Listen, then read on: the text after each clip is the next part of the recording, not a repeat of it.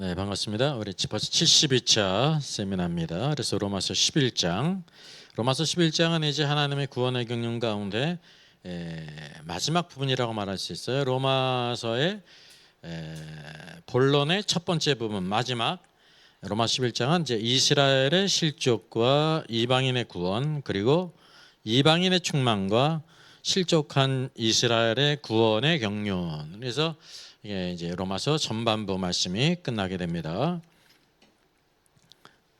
자, 우리가 이제 로마서 전체 로드맵을 보면요,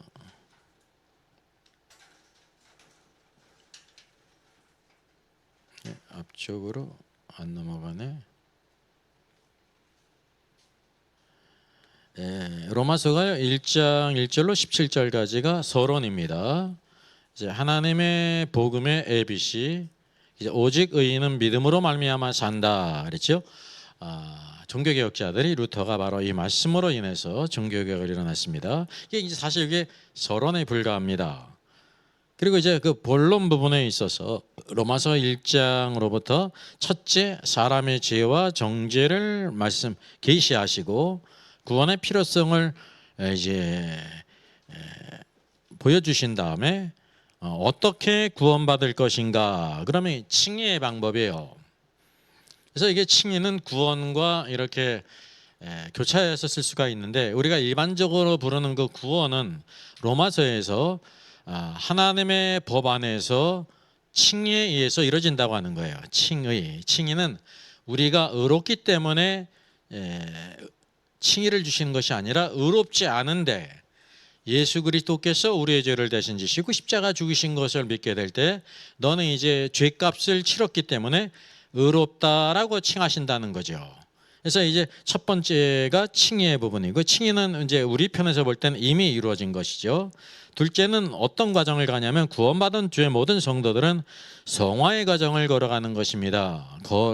성화의 과정, 거룩해지는 과정을 가야 된다고 하는, 이것은 이제 구원 후의 성장의 과정이라고 말할 수 있고요. 그 다음은 마지막 때 일어날 일로서 영화롭게 됨입니다. 영화롭게 됨은 몸의 속량이라고 불리우는데 우리 몸까지 구원을 받는다는 거죠. 그래서 그런 면에서 보게 되면 여기 세 부분이 있는데, 칭의는 오늘도 우리의 영이 구원받음으로 말미암아 의롭다 하심을 얻은 것이고, 성화의 과정을 걸어가게 될 때 성화는 무엇이 구원을 받는 거냐면 혼이 구원을 받는 거예요. 혼이 구원받는다는 것은 이제 영의 말씀을 따라 성령을 따라 온전히 살게 될 때 우리가 변화가 된다는 거죠. 그 변화는 우리의 인격의 변화로서 혼의 변화라고 말하고 있습니다. 그래서 혼이 구원을 받아야 되고, 셋째 영화롭게 되면 그리스도께서 다시 재림하시게 될 때 우리 몸이 죽지 않을 몸, 죽었던 모든 성도들이 부활하고 살아있는 모든 성도들이 오늘도 우리가 이제 공중으로 끌어올려 몸의 영화롭게 됨을 가리키는 것입니다. 그래서 영과 혼과 몸의 구원을 이루게 될 때 그 이기는 자들이 어디에 들어가냐면 천년왕국의 왕으로 들어가는 것입니다. 그래서 영화롭게 됨이 구원의 마지막 단계이고요. 그 다음은 순서적으로 볼 때 사실은 맨 처음에 있습니다. 하나님의 선택은 맨 처음의 문제 아닙니까? 근데 여기 로마서의 서술 방식이 우리의 죄를 먼저 서술해주고 필요성을 쭉 언급한 다음에, 그러면 이제 우리의 구원이 어디로부터 시작되었느냐? 하나님의 택하심으로부터 시작되었다는 거예요. 그래서 이거는 영원으로 간다는 사실이죠. 그래서 하나님의 선택과 하나님의 주권을 우리에게 보여주고 있습니다. 그리고 마지막 부분, 오늘 로마서 11장 말씀은 그러면 이제 하나님의 복음에 의해서 우리 이방인들 가운데 신자들이 구원을 받았으면 교회가 이루어졌습니다. 그런데 이 교회가 구원받게 될 때, 이방인이 구원받게 될 때 이스라엘이 실족함으로 인해서 복음이 이방인에게 향했다는 사실입니다. 그러면 그 실족한 유대인들은 어떻게 될 것인가? 사도 바울이 그것에 대해서 유대인을 대표해서 하나님 앞에 탄원하지 않습니까? 그 버려진 것입니까? 하나님의 구원은 이제 유대인들에게 끝난 것입니까? 라고 말할 때, 이렇게 이스라엘의 구원은 어떻게 이루어지냐? 오늘의 말씀의 제목이 그러잖아요. 이스라엘의 실족함으로 인해서 복음이 이방인에게 향했습니다. 그래서 이방인이 구원받았습니다. 이방인이 구원받을 뿐 아니라 무엇이 이루어지냐면요, 충만한 이방인의 수가 채워지게 될 때 마지막 유대인들이 남은 유대인들이 구원을 받는다는 거예요. 언제? 그리스도께서 다시 재림하실 때 회개하고 돌아온다는 거죠. 그래서 이제 마지막 대환란을 겪어야 되는데 마지막 대환란 때 특별히 계시록 7장을 보게 되면 하나님의 인을 가진 여호와의 천사가 유대의 각 12지파 가운데 1만 2천 명씩 14만 4천 명을 인을 침으로 말미암아 대환란 기간 내에 그들이 해하지 못하도록 보호한다는 것입니다. 소극적인 방법이죠.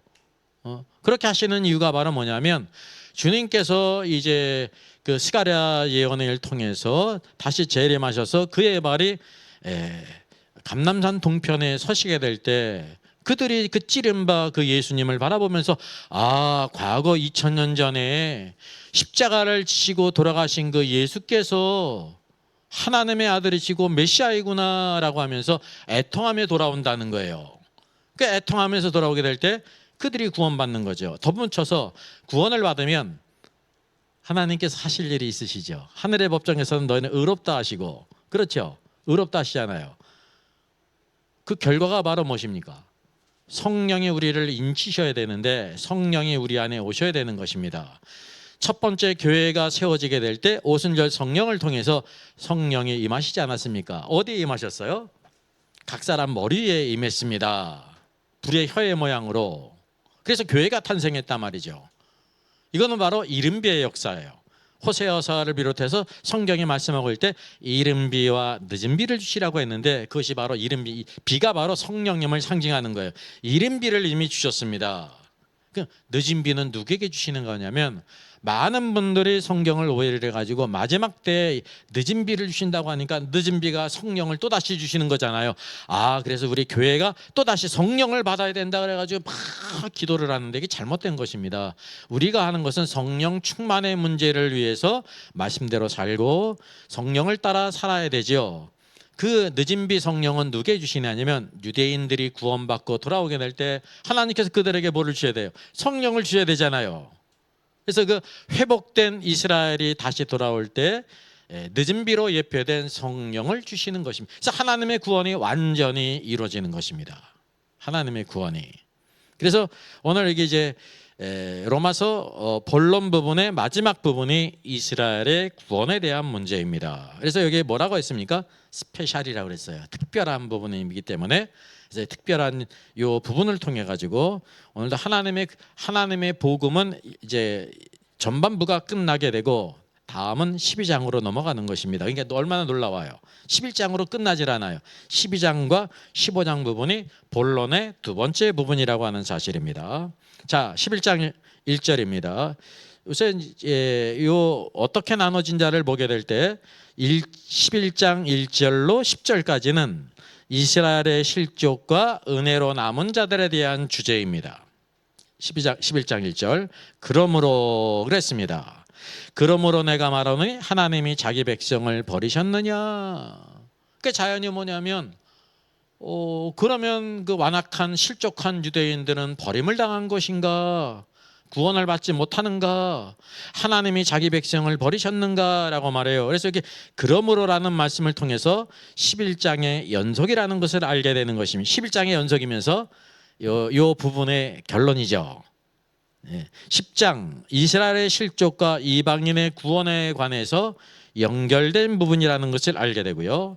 10장만을 보게 되면 실족한 이스라엘로 인해서 하나님께서 그들을 버리신 것으로 오해할 수가 있습니다. 그래서 성경을 보게 되면 아주 이해하기 어려운 표현이 있어요. 저희들이 넘어지기까지 실족했느냐 그랬습니다. 저들이 넘어진다는 건 뭐냐면 영어 표현하면 폴이에요. 완전히 떨어졌다는 거죠. 이스라엘 백성이 넘어졌을까요? 넘어지지 않았을까요? 넘어지기까지 실족했느냐? 이스라엘이 넘어졌을까요? 실족했을까요? 아니면 넘어지기도 하고 실족했을까요? 어떻게 생각이 되어집니까? 그럴 수 없느니라 그랬잖아요. 그럴 수 없느니라. 이스라엘은 넘어진 것이 아니라 넘어진 것처럼 보이는데 실상은 바로 뭐라는 거죠? 실족한 거라는 거예요. 실족. 그래서 그들이 버림을 당한 것이 아니라 이제 이방인들이 구원을 받았기 때문에 하나님께서 이스라엘을 포기하신 것인가라는 의문에 대하여 요 첫 번째 부분 1절로 10절 말씀에서 우리들에게 말씀하고 있는 것입니다. 그래서 그에 대한 대답으로서 그럴 수 없느니라 말씀하고 있습니다. 문자적으로는 바로 뭐냐면 킹제임스 성경에 있는 대로 God forbid, 하나님께서 허락하지 않으신다, 하나님께서 금하신다는 거, 이게 하나님의 구원의 경륜입니다. 예? 신뢰를 우리가 볼까요? 여기 사도 바울이 뭐라고 했냐면 나도 그랬습니다. 나도 이스라엘인이요 아브라함의 씨에서 난 자요 베냐민의 지파라. 여기 실족한 유대인과 여기 사도 바울의 공통점이 바로 이러하는 거예요. 나도 이스라엘 사람이다. 나도 아브라함의 씨다. 내가 바로 12지파 가운데 베냐민 지파라. 지금 여기 지금 실족한 이스라엘 백성들, 넘어진 것 같이 보이고 실족한 이스라엘 백성들, 그들이 내가 구원받았는데 그들이 버림을 당한 것일 수 있느냐라는 것입니다. 만일 하나님이 이스라엘을 버리셨다고 하면 나도 이스라엘인이기 때문에 버리셨을 것이다, 이런 의미라는 거죠. 그래서 여기 중요한 것은 하나님께서 주신 말씀을 사도 바울은 확신하고 있었습니다. 그럴 수 없느니라, 노라는 거예요. 문자적으로는 하나님이 허락하신다? 허락하시지 않는다? 하나님이 허락하시지 않는다. 하나님의 구원의 경륜을 깨달았습니다. 2절입니다. 그럼 하나님이 그 미리 아신 자기 백성을 버리지 아니하셨나니 그랬습니다. 이 유대인 이스라엘은 하나님이 언제 아신 자들입니까? 미리 아신 자들이에요. 뿐만 아니라 이방인 가운데 구원을 받은 저와 여러분은 언제 아셨어요? 우리도 미리 아셨죠. 창세전에 우리를 알고 택하셨단 말이죠. 근데 누구를 먼저 부르셨습니까? 유대인들을 먼저 부르셨으면 먼저는 유대인이요 말이죠. 항상 보면요, 먼저 부름을 받은 유대인에게 향했으며 예수님이 그랬고 사도 바울이 그랬단 말이죠. 그들이 하나님의 복음을 대적하고 거절하게 될 때 어디를 향했어요? 이방인으로 향했음을 우리가 알게 된단 말이죠. 그래서 여기 하나님이 미리 아신 자들은 무엇을 언급하냐면 하나님의 예정하심, 하나님의 주권 가운데 예정하심이 있어요. 하나님의 그 예정 교리를 가장 깊이 이제 성경적으로 논한 사람이 칼빈입니다. 기독교 강의 가운데 그 중요한 주제가요. 칼빈의 주제는 뭐 이제 왕국이라든지 뭐 천년왕국이라든지 계시록이라든지 이런 거 없어요. 그는 들어가지도 못했어요. 우리가 알다시피 그 성경 전체의 그 주석을 칼빈이 다 쓰지 않았습니까? 다 썼다고 그래가지고 다 아는 건 아니거든요. 그렇잖아요. 일부분을 아는 거지. 그럼에도 불구하고 어디는 들어가지도 못했어요? 요한계시록은 쓰지도 못했습니다. 이게 그 시대의 이슈라는 걸 우리가 알아야 돼요. 그때는 로마 카톨릭부터 교회가 나오게 됐는데 로마 카톨릭은 행위로 구원받는다는 거잖아요. 그런데 개혁자들은 믿음으로 말미암아 구원받는다는 것이 가장 중요한 이슈였습니다. 그걸 우리가 간과하면 안 됩니다. 우리 사람들은 다 연약하기 때문에 성경의 모든 진리들을 다 이렇게 내놓을 사람이 없어요. 예? 어떤 거는 자기가 잘못된 것을 얘기하면서 어떤 것은 바로 말하고 우리가 다 부분적으로 알고 연약하다는 거죠.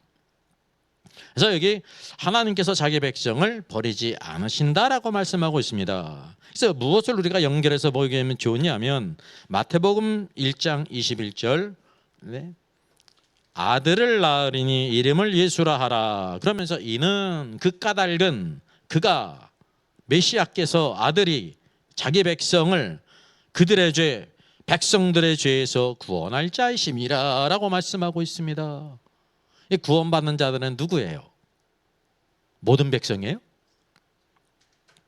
모든 백성이 다 구원받나요? 아니요. 자기 백성이 있다는 거죠.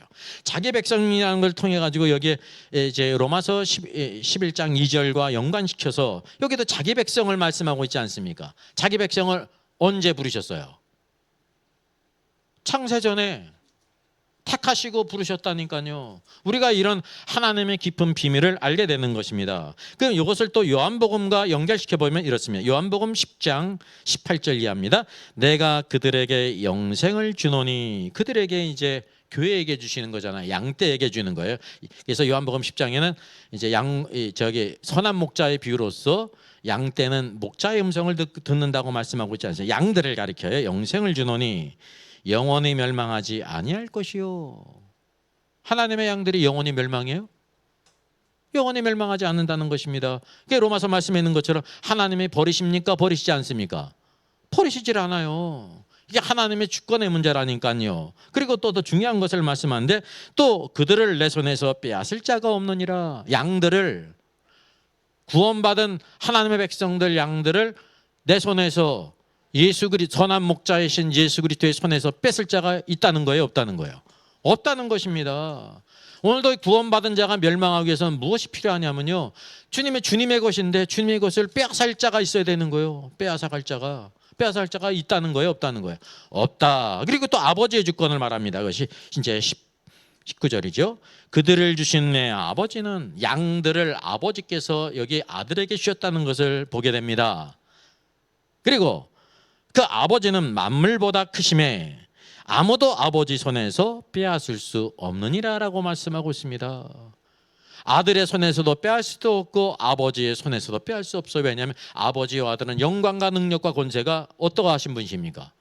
동일하신 분이시거든요. 여기 자연히 뭐가 나오냐면 아버지와 아들은 하나이시다. 우리가 그냥 잘못 알고 있으면 아버지는 첫 번째 높으신 분이고 두 번째 아들이 높으신 분이고 성령은 세 번째니까 세 번째 높으신 분이, 그렇게 생각할 수 있는데 아니에요. 삼위일체란 이 삼위께서 하나로서 영광과 능력이 동일하시다는 것을 말씀하고 있습니다. 이제 성경을 통해서 하나님의 자기 백성 미리 택하셨는데 그 미리 택하심의 역사가 어떠한지를 하나님의 깊은 비밀을 성경을 통해서 우리에게 보여주고 있는 것입니다. 그래서 여기 보면 이제 이전에 구약 시대죠.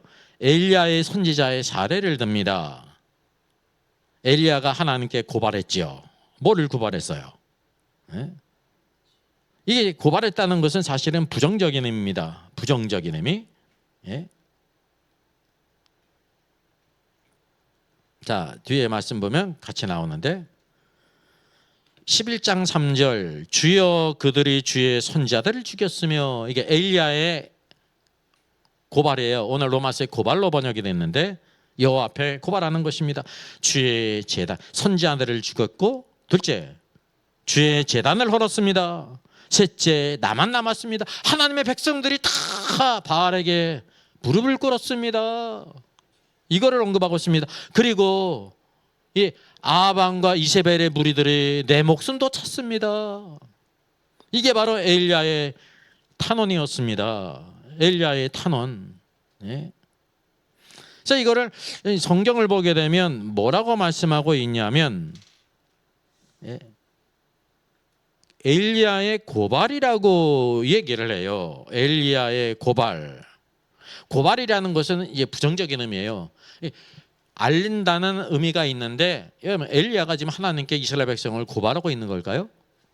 그게 아닙니다. 그래서 여기 잘못된 번역이라 그랬습니다. 이거는 이제 무엇에 대한 문제냐면 번역에 대한 문제라기보다 문맥을 이해함으로 인해 가지고 어떤 단어를 택할 것인가라는 문제거든요. 그래서 여기 헬라 보니까 뭐라 그랬으면 에틴카노인데, 요 엔틴카노는 간청하다, 탄원하다 그런 뜻이에요. 하나님 앞에 간청하고 탄원한 거예요. 하나님께 쉽게 하소연하면서 간청하고 탄원했다는 거죠.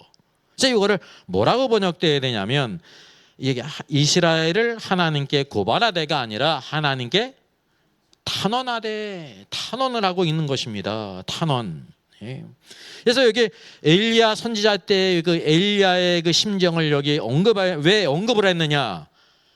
신약에 바로 유대인을 향해서 누가 지금 탄원하고 있어요? 사도 바울이 탄원하고 있잖아요. 하나님, 이스라엘이 넘어지기까지 실족했습니까? 하나님이 그러면 그들을 버리셨습니까? 어떻게 된 겁니까? 하나님의 뜻을 알잖아요. 하나님이 허락지 아니하신다, 그럴 수 없느니라 라고 말씀하면서 이 예의를 든 것입니다. 예의를. 지금 사도 바울이 그 완악한 실족한 유대인들에 대해서 뭐하고 고발하고 있는 거예요? 탄원하고 있는 거예요? 탄원하고 있는 거죠. 하나님 백성들을 하나님이 택하셨는데 그들은 버림을 당하십니까? 심지어 그가 어떻게 했습니까? 내 고륙 친척들이 구원받지 못하면 나는 끊어질지라도 목숨을 내어놓고 하나님께 탄원하고 있었단 말이에요. 그래서 엘리야와 사도 바울이 구원받지 못한 완악한 실족한 유대인들을 향하여 하나님께 간절히 탄원하고 있는 것이 똑같은 상황이에요. 지금 사도 바울이 하나님께 고발하고 있어요. 이 유대인들 나쁜 놈들입니다. 완악합니다. 심판해서요 그러고 있는 거예요? 그게 아니에요. 누구도 동일하다는 거예요. 엘리야도 동일하다는 거죠. 그래서 이 예를 든 것이라 말이죠. 그래서 구약 시대 이전에 엘리야가 유대인들이 이스라엘 백성들이 실족함으로 인해서 탄원한 것과 여기 신약 시대의 사도 바울이 실족한 유대인들을 위해서 탄원하는 것을 동일하게 이렇게 놓았다는 거죠. 그래서 여기 우리 성경의 균형을 온전히 맞출 수가 있는 거예요. 이걸 절대로 고발하는 걸로 볼 수가 없어요. 탄원, 간절히 간청하고 있습니다. 로마서 10장 11절도 마찬가지 않습니까? 형제들아 내 마음에 원하는 바와 하나님께 구하는 바는 이스라엘을 위함이니 곧 그들로 구원을 받게 함이라. 이게 바로 사도 바울의 열정이에요. 사실 이 열정은 누구로부터 온 걸까요? 그에게로부터 온 것이고 하나님이 기뻐하는 거예요. 왜요? 요한복음에서 하나님께서 자기 양들을 버리신다 그랬어요? 버리지 않는다 그랬어요? 버리시지 않는다. 아무도 아들의 손에서 빼앗갈 수가 없고 아버지의 손에서 빼앗갈 수 없다라고 말하고 있단 말이죠. 예? 그래서 아버지의 마음, 아들의 마음, 사도 바울의 마음, 엘리야의 마음이 동일하다라는 걸 보여주고 있는 것입니다. 그래서 여기에 대한 여호와의 대답이 있습니다. 바알에게 물을 끓지 아니한 7,000명을 내가 남겼다는 거예요. 내가. 엘리야는 이걸 알았을까요? 몰랐을까요? 전혀 몰랐어요. 그러니까 엘리야가 여호와 하나님 나만 남았습니다. 나만 남았다는 것이 얼마나 외롭고 쓸쓸합니까? 어찌 하나님의 백성들이 하나님을 다 배반했습니다. 얼마나 쓸쓸해요. 이게 바로 뭐예요? 이거를 엘리야 콤플렉스예요.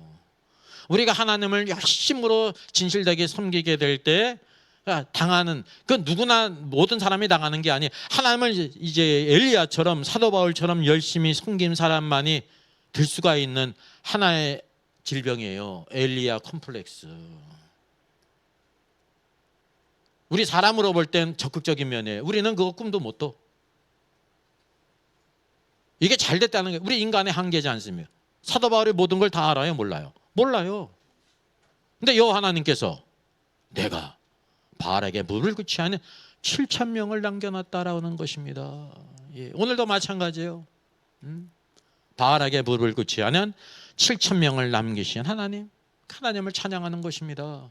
예, 그래서 오늘도 우리가 주님을 열심히 섬기다가 오늘도 이렇게 컴플렉스에 걸릴 수가 있어요. 그럴 때 이걸 기억해야 돼. 하나님께서 바알에게 무릎을 꿇지 않은 7,000명을 두셨지. 7,000명을 두셨지. 그것이 바로 우리의 위로이며 소망이라는 것을 기억할 필요가 있습니다. 오늘날도 마찬가지입니다. 사도 바울이 타원하고 있습니다. 모든 이스라엘들이 완악합니다.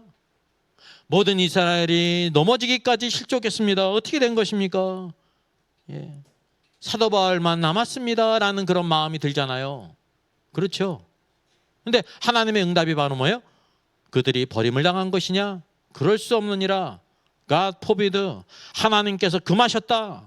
하나님께서 허락하지 않으신다. 이게 뭐가 있어요? 하나님의 주권이에요. 하나님의 주권. 구원은 누구에게 속한 것이에요? 하나님께 속한 거예요. 그러니까 주님의 대답이 바로 무엇입니까? 은혜로 택하심을 따라 남은 자가 있느니라. 엘리야 때에 남은 자 7,000명이 있었던 것처럼, 예? 은혜의 택하심을 따라 남은 자가 있다. 남은 자가 있다. 남은 자가 어떻게 될 거예요? 다시 회복될 거, 구원받을 것이라는 거죠. 자, 6절입니다.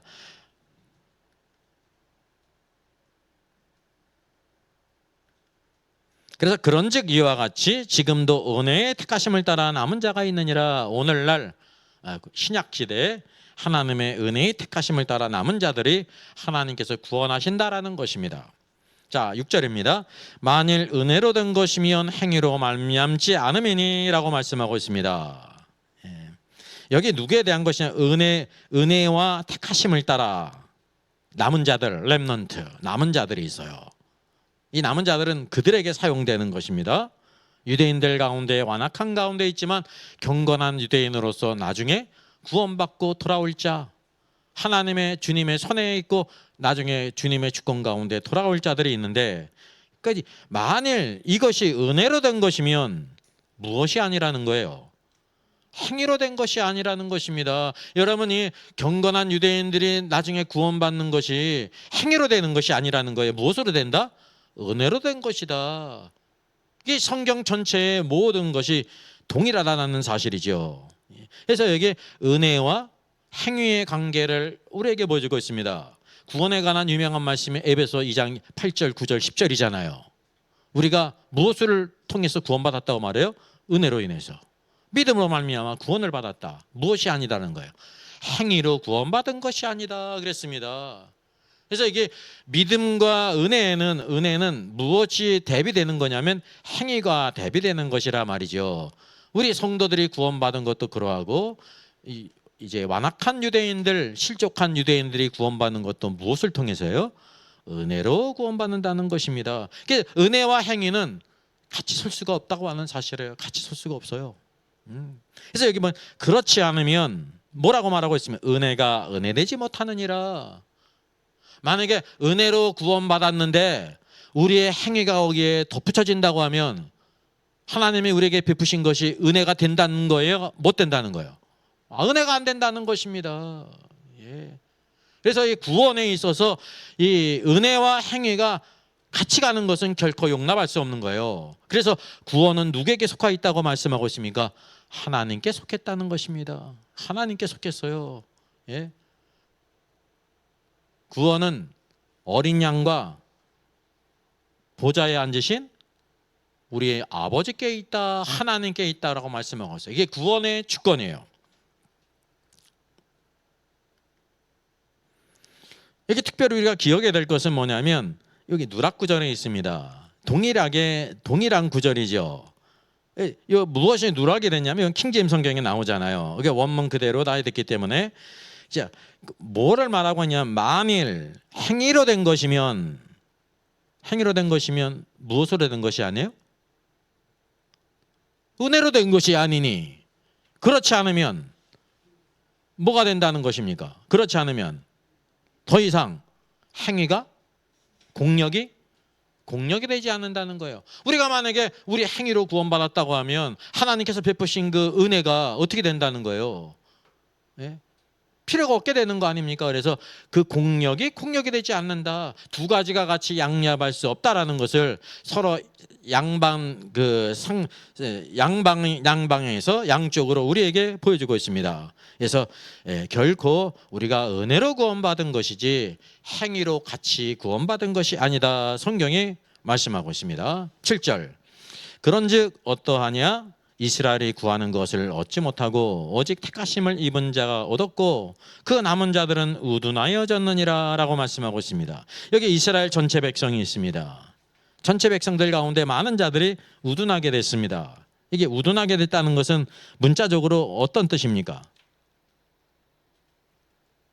여기 성경에 있죠.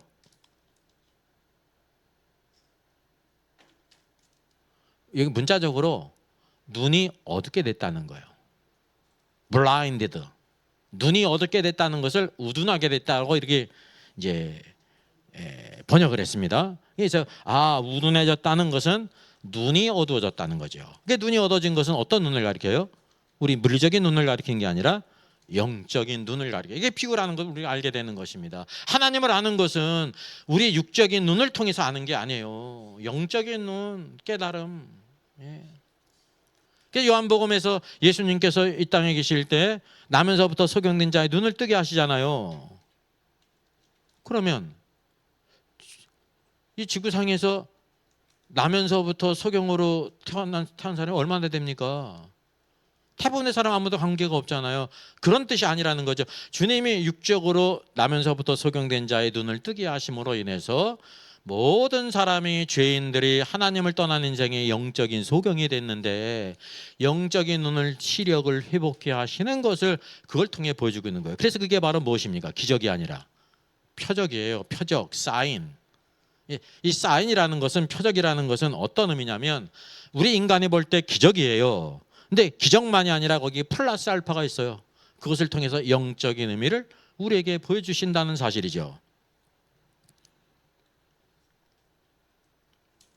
그래서 여기 이스라엘이 구원을 얻지 못했다라고 말씀하고 있으면 우둔에게 됐기 때문에, 남은 자들 이게 우둔에게 됐기 때문에, 그러나 택하신 자는 얻게 구원을 얻었다는 거죠. 택하신 자는.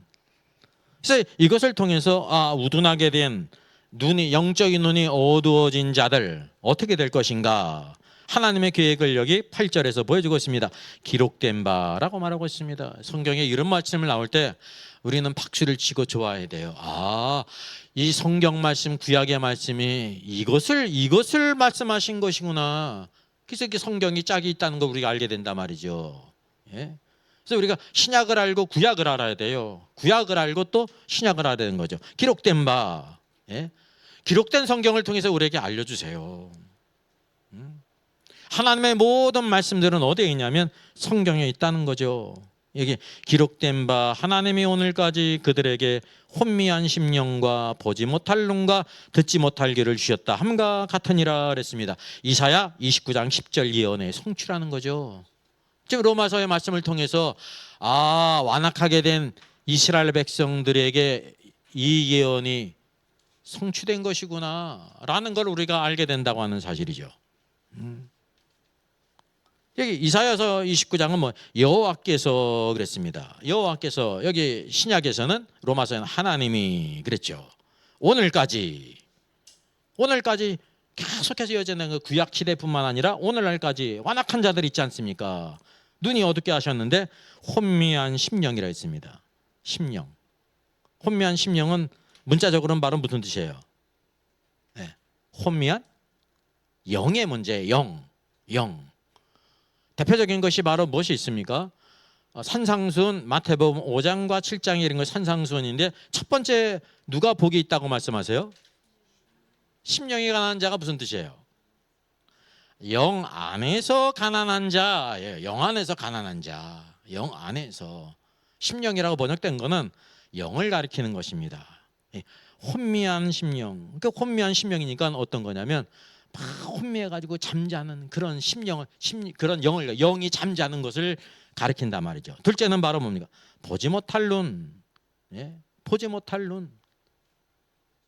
이게 물리적인 눈이 아니라 영적인 눈을 가리켜요. 보지 못할 영적인 눈. 이게 비유라는 것을 우리가 단번에 알게 됩니다. 또 뭐예요? 듣지 못할 귀.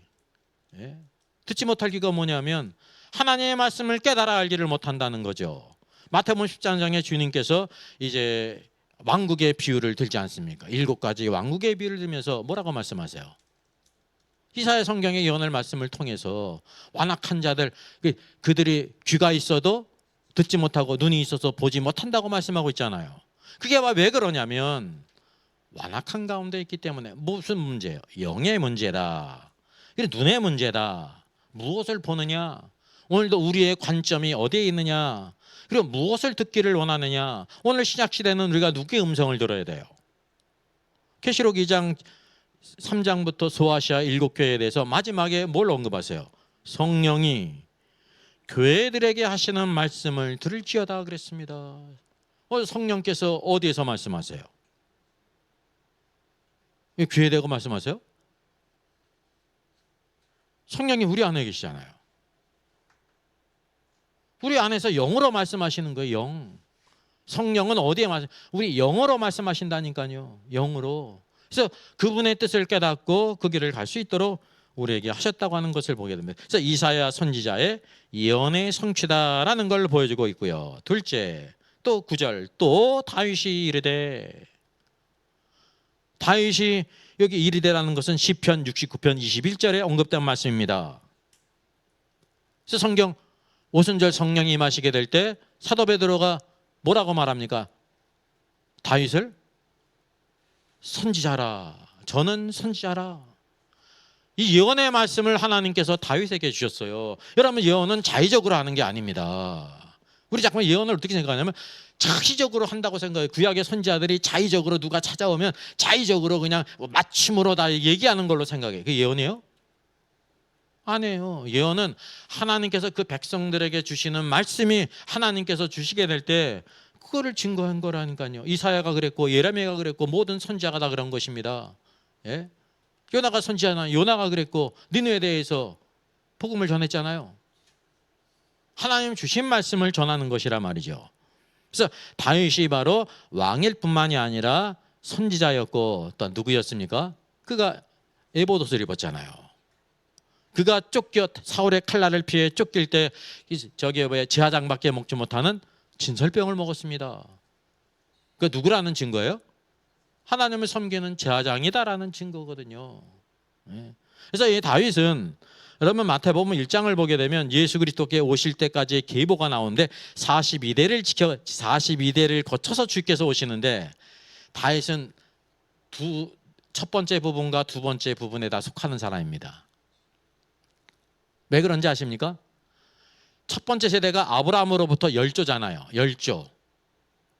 열조는 어떤 권세가 있었어요? 왕과 제사장과 선지자의 직분이 있었어요. 다윗이 이 세 직분을 가지고 있었기 때문에 열조에 속하는 거예요. 그 두 번째 그룹에도 속하는데 왜 그러냐면 다윗은 왕이거든요. 왕. 사울왕은 사람이 세운 왕이고 다윗왕은 하나님이 세우신 왕이기 때문에 두 번째에도 포함이 된다는 것입니다. 그래서 다윗이 아주 특별한 사람이라는 것을 우리가 알게 됩니다. 다윗이 이스라엘의 유대인들에게 실족함에 대해서 예언했어요. 그들의 밥상이 올무와 덕과 거치는 것과 봉이 되게 하옵시고 그랬습니다. 그들의 밥상이 누구입니까? 하나님을 좀 대적하는 완악한 자들, 사울과 하나 돼가지고 자신을 핍박한 모든 사람들, 영적인 눈이 열렸어요? 닫혔어요? 닫혔죠. 주의 음성을 들어요? 못 들어요? 못 들어요. 그 영이 어떻습니까? 이사야가 예언한 것처럼 혼미하거든요. 그래서 그들의 밥상이 축복이거든요. 밥상이 올무가 되게 하시고. 여러분, 주님의 상에 앉는다는 것은 축복이에요. 이 밥상, 주님과 함께 밥상을 갖는다는 것은 상을 함께 한다는 건 축복인데 그것이 올무가 된다는 거죠. 둘째, 덫이 되게 하고. 셋째, 봉이 되게 하소서. 왜? 영적으로 악한 상태에 있기 때문에. 그리고 그들의 눈 어떻게 되라? 흐려서 보지 못하게 하시고 그랬습니다. 여기 흐려서 그랬는데 흐려서 보지 못하게 하는 문자적으로 말은 뭐냐면 darkened, 어두워져서 보지 못하게 하시고 그거예요. 어두워서. 그들의 영적인 눈이 어두워서 보지 못하게 하시고. 둘째, 그들의 등은 어떻게 되는 것입니까? 하나님께서 우리 등을 어떻게 만드셨습니까? 곧게 만드셨죠. 곧게. 그 등은 어떻게 하라? 굳게 하소서. 등은 굳게 하소서. 동물들 가운데 소는 이제 정한 짐승으로서 하나님의 백성이 먹을 수도 있고 하나님의 제물로 드리잖아요. 근데 돼지는 어떻습니까? 하나님 백성들이 먹을 수도 없고 하나님께 드릴 수 있어요? 없어요? 없죠. 그 까닭이 바로 무엇입니까? 쪽발이 된 것은 좋은 것인데 내적으로 뭐예요? 되새김이가 없어요. 그리고 더 중요한 거 여기 등이 굳게 하다는 그랬죠. 돼지의 특성이 바로 뭐예요? 땅만 바라보고 땅만 파는 거예요. 산돼지들의 가장 큰 피해가 바로 무엇입니까? 그냥 여기 농작물들 위에 있는 푸릇푸릇한 것들을 먹을 뿐만 아니라 땅 속에 있는 고구마나 감자나 모든 것을 다 파헤치잖아요. 뿌리까지 다 파헤친다니까. 뭐로? 코로. 코가 그 스펀지처럼 강하게 돼 있어서 코로 다 파는 겁니다. 돼지는 그래서 고개를 들고 하나님을 바라볼 수 없어요. 하나님께서 그렇게 만드셨어요. 뭐만 바라봐? 땅의 것만 쳐박고 바라보고 파먹는 거예요. 하나님 보실 때 어떤 사람이 부정한 사람이냐면 하나님의 위의 것을 바라보지 않고 땅의 것만 막 찾는데 혈안된 사람은 부정한 사람입니다. 그래서 여기 하나님의 백성일지라도 완악한 사람 등이 굽음으로 인하여 어떻게 된다는 거예요? 하늘을 바라보지 못한다는 것입니다. 이게 영적인 의미죠. 영적인 의미. 항상 우리가 그래서 허리도 펴야 돼요. 허리도 피고. 제가 우스갯소리를 그러잖아요. 이렇게 이제 병 음료를 먹는 것보다 캔으로 먹는 게 더 확실합니다. 어디에서? 옥상에서. 왜 그런지 아세요? 캔에 있는 거 다 먹으려면 더 고개를 쳐들어야 돼요. 병은 대충 들어도 되는데 캔은 완전히 들어야 싹 먹을 수가 있거든요. 그래서 하늘도 쳐다보라 말이죠. 예, 물리적으로도 하늘을 쳐다보는 게 축복이에요. 그게 영적으로 뭐냐, 늘 하나님께 소망을 두고 살라는 거죠.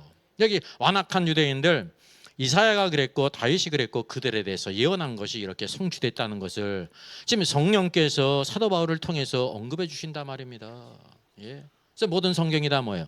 그리스도와 교회에 대한 거예요. 교회.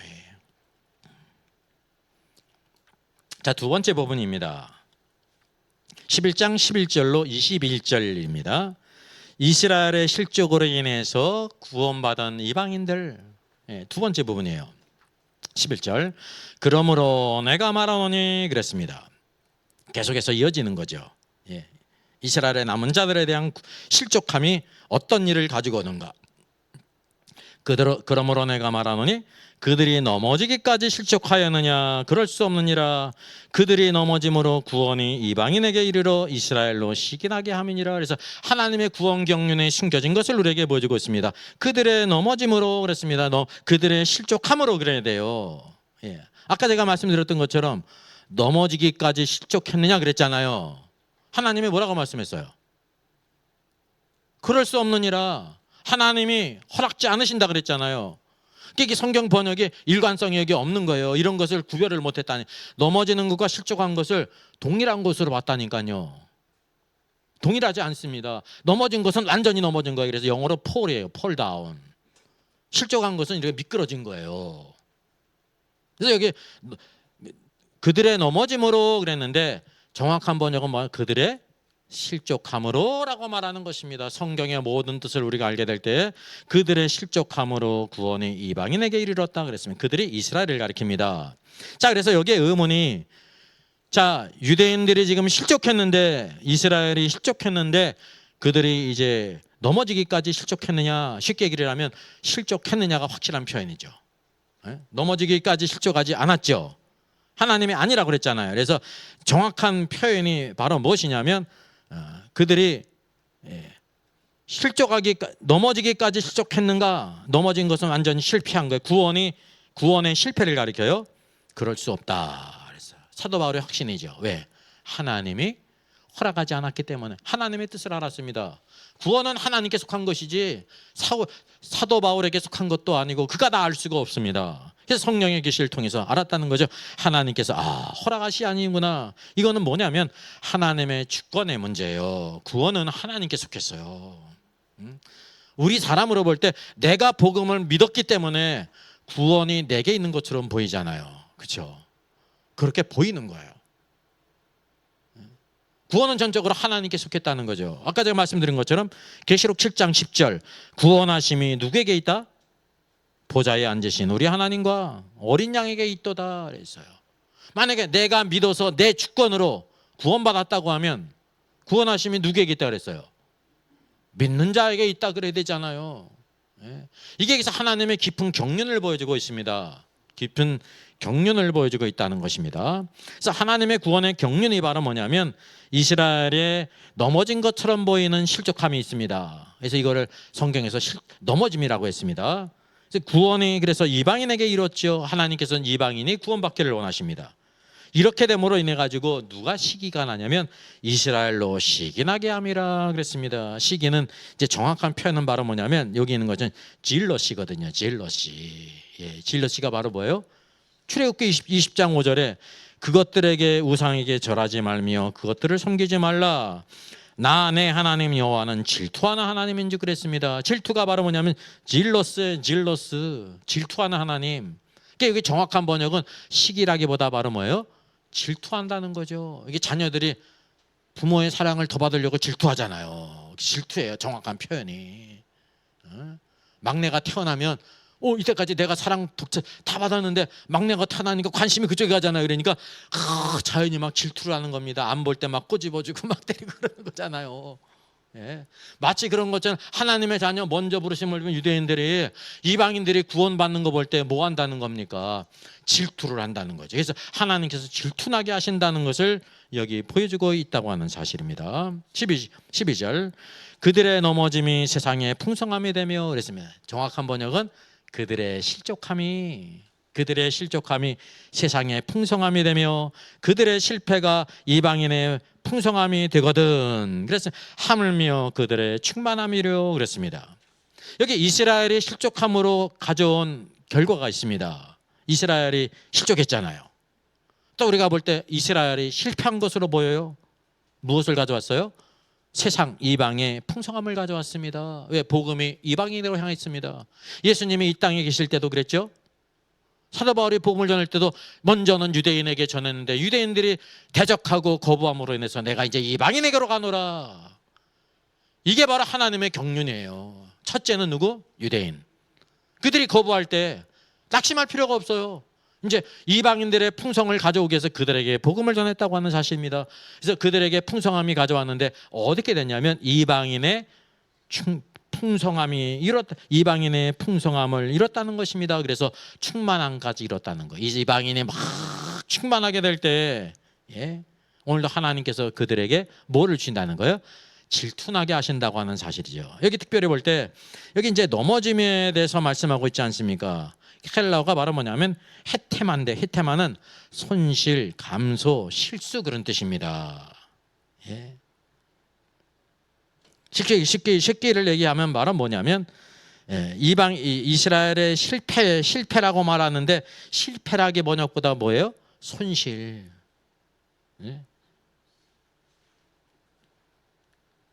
또 감소, 실수, 실패라기보다 실수예요. 실수. 그래서 킹제임스 성경은 뭐라고 번역했습니까? diminishing of them. 그들이 diminishing, 감소했다, 약화됐다. 물론 소극적인 의미인데 실패라는 의미와는 다르다는 것을 우리가 구별하는 것이 왜요? 하나님께서 그 완악한 유대인들 남은 자들을 어떻게 하세요? 마지막에 구원하시지 않습니까? 그러니까 실패라고 말할 수가 없는 것입니다. 그들의 실수요, 그들의 감소거든요. 결과적으로 감소는 좋은 거 아닙니다. 그래서 이방인의 충만한 수가 들어온 이후에 그들을 질투하게 하심으로 인해서 그들을 회복하실 것을 여기 말씀하겠습니다. 그래서 이스라엘의 충만함은 어떠하겠는가?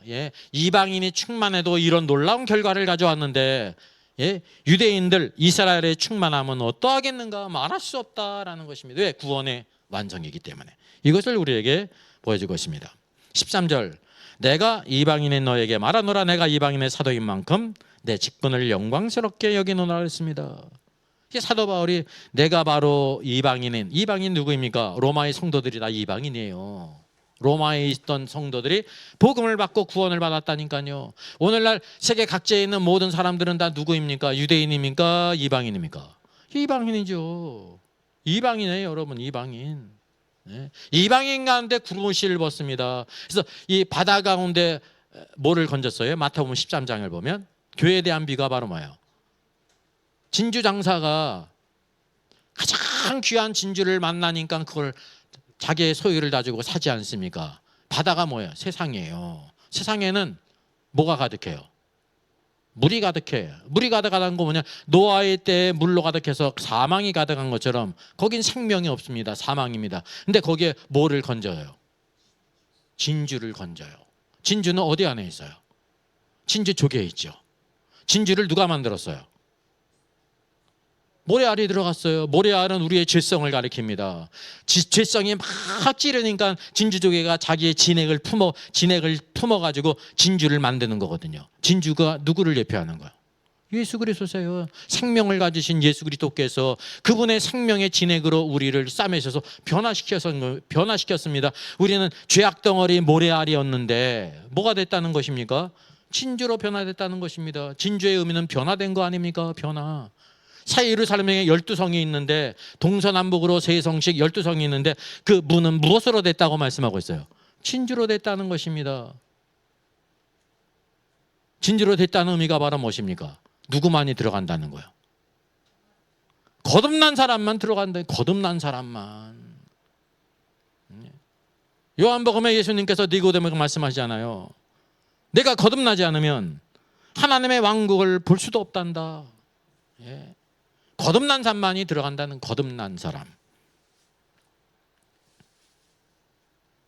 그래서 여기 사도 바울은 이방인의 사도로서 그 직분을 영광스럽게 여겼습니다. 예, 영광의 직분입니다.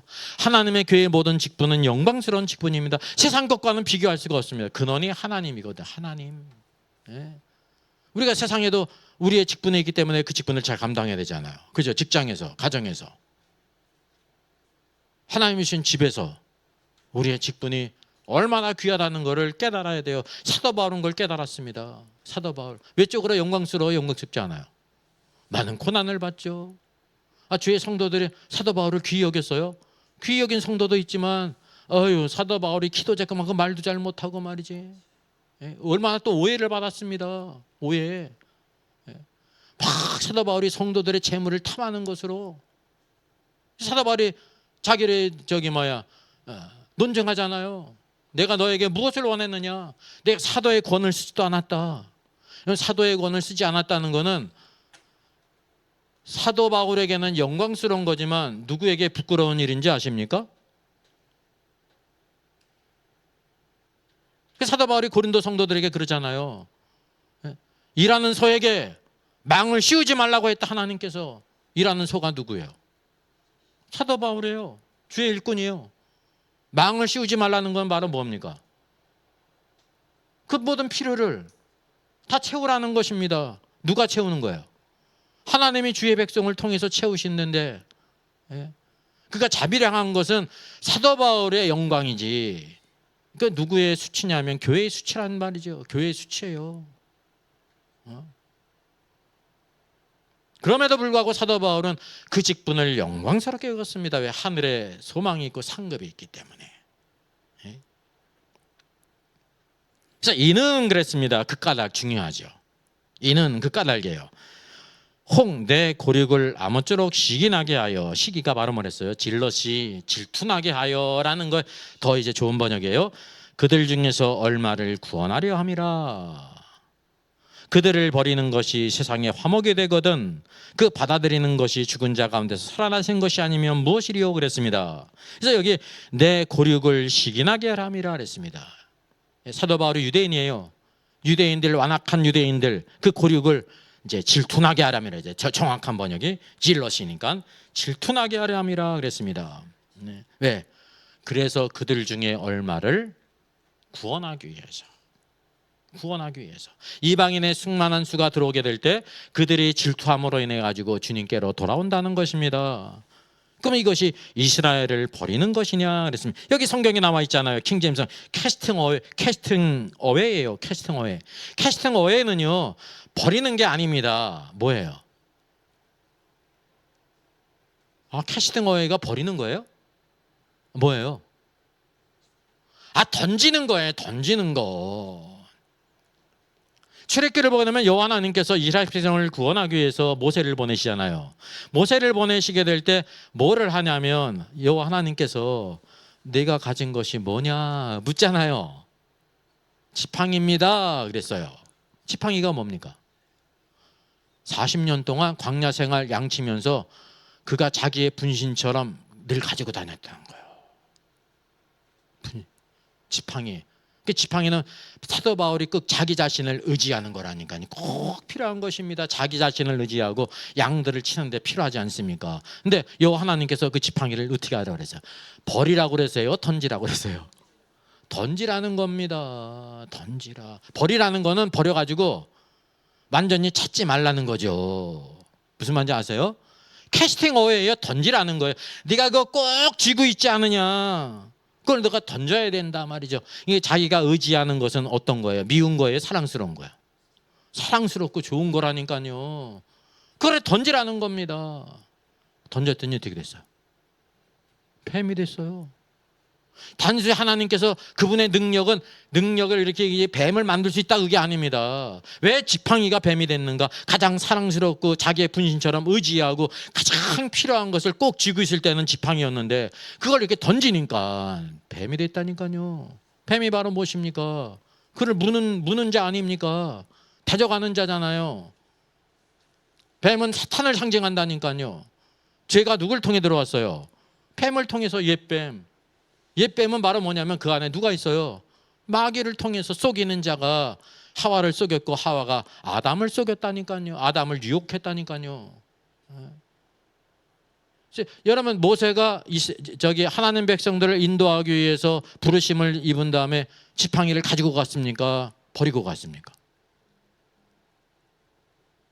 별것도 다 생각하네.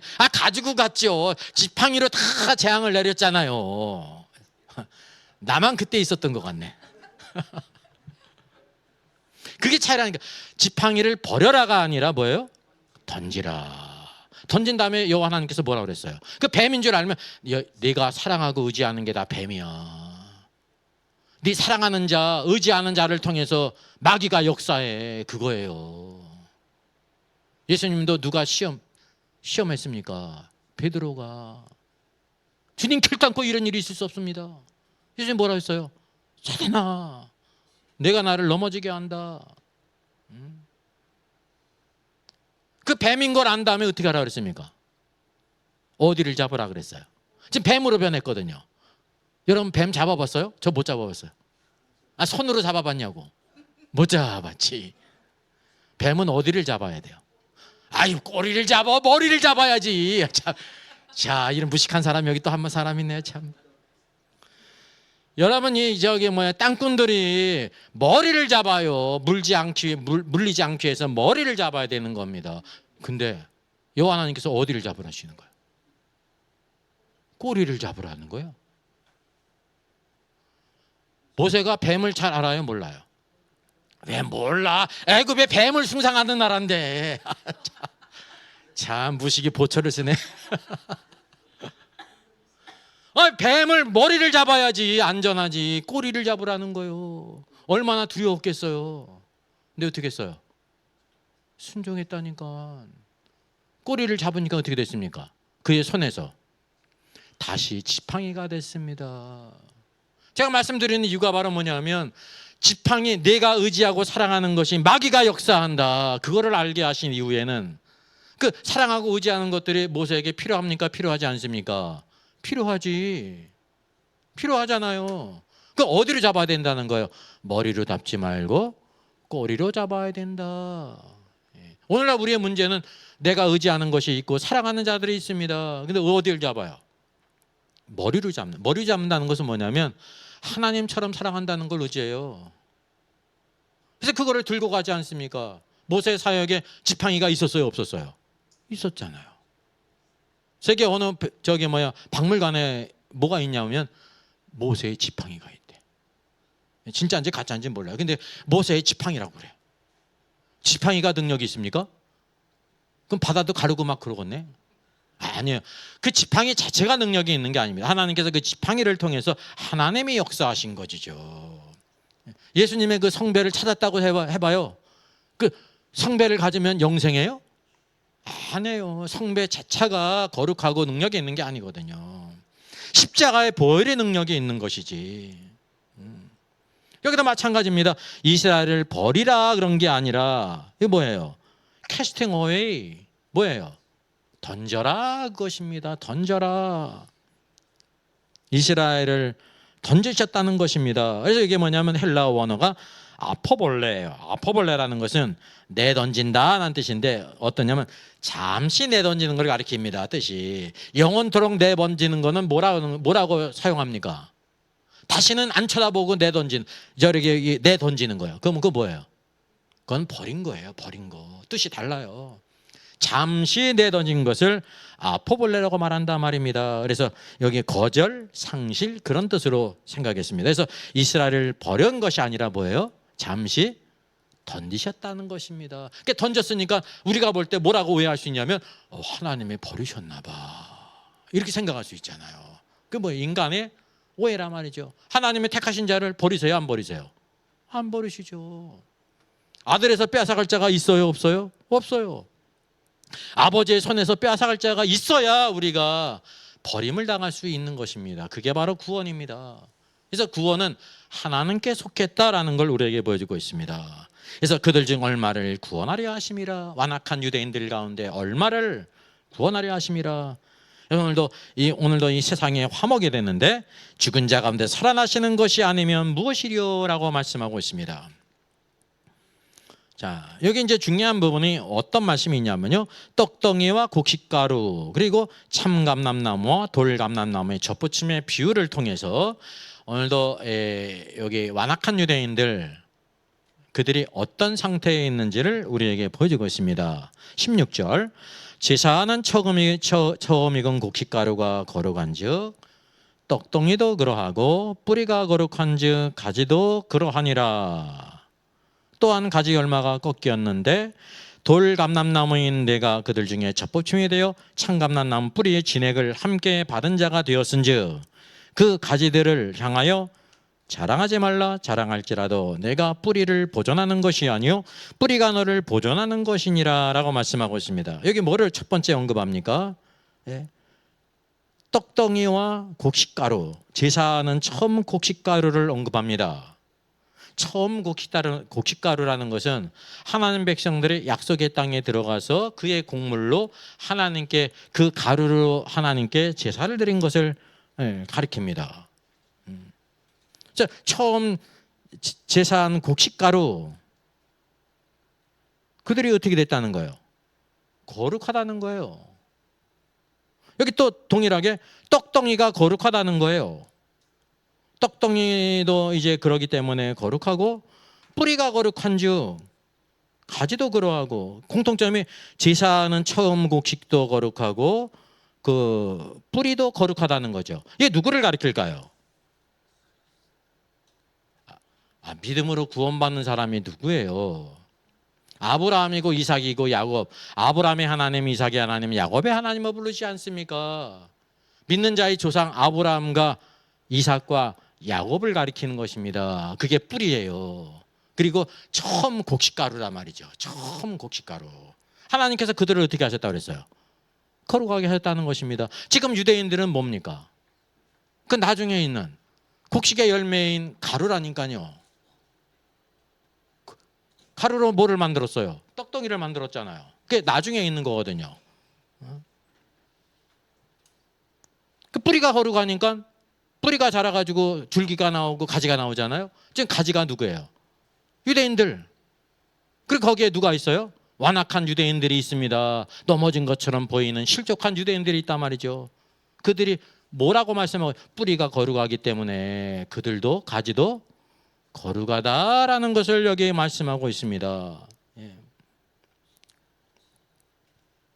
근데 여기 보니까 돌감람나무 가지 얼마가 꺾였다고 말씀하고 있습니다. 그 이유가 뭐냐면 돌감람나무를 꺾어서 어디에게 접붙여요? 참감람나무 뿌리에 진액을 받게 하도록 접붙였다는 것입니다. 그대로 두면 그들이 돌감람나무이기 때문에 돌감람나무를 이제 열매를 맺는다는 거죠. 하나님께서 주권적으로 완악한 유대인들을 돌감람나무로 비유하셔 그들을 꺾어서 어디에 접붙여요? 참감람나무 가지에 이렇게 접붙였다는 것입니다. 그래서 참감람나무 뿌리로부터 모든 진액을 받게 하신다고 하는 사실이죠. 그래서 이제 열매가 뭐가 열립니까? 참감람나무가 열리는 겁니다. 그러면 가지들이 자랑할 것이 있다는 것입니까? 없다는 것입니까? 없다는 거예요. 뿌리로부터 말미암아 그것이 모든 것이 왔기 때문에 자랑할 것이 없다는 것입니다. 그리고 또한 가지가 뿌리를 보존하는 것이 아니다는 거예요. 가지가 누구예요? 저 유대인들, 완악한 유대인들을 포함한 유대인들을 가리켜요. 그 유대인들이 뿌리, 아브라함과 이삭과 야곱, 그들의 조상을 보존하는 것이 아니라는 거죠. 만약에 가지가 뿌리를 보존하는 것이라고 하면 무엇으로 구원받는다는 것을 가리킵니까? 웍스, 행위로 구원받는다는 것을 가리키는 것입니다. 그것이 아니라 뭐예요?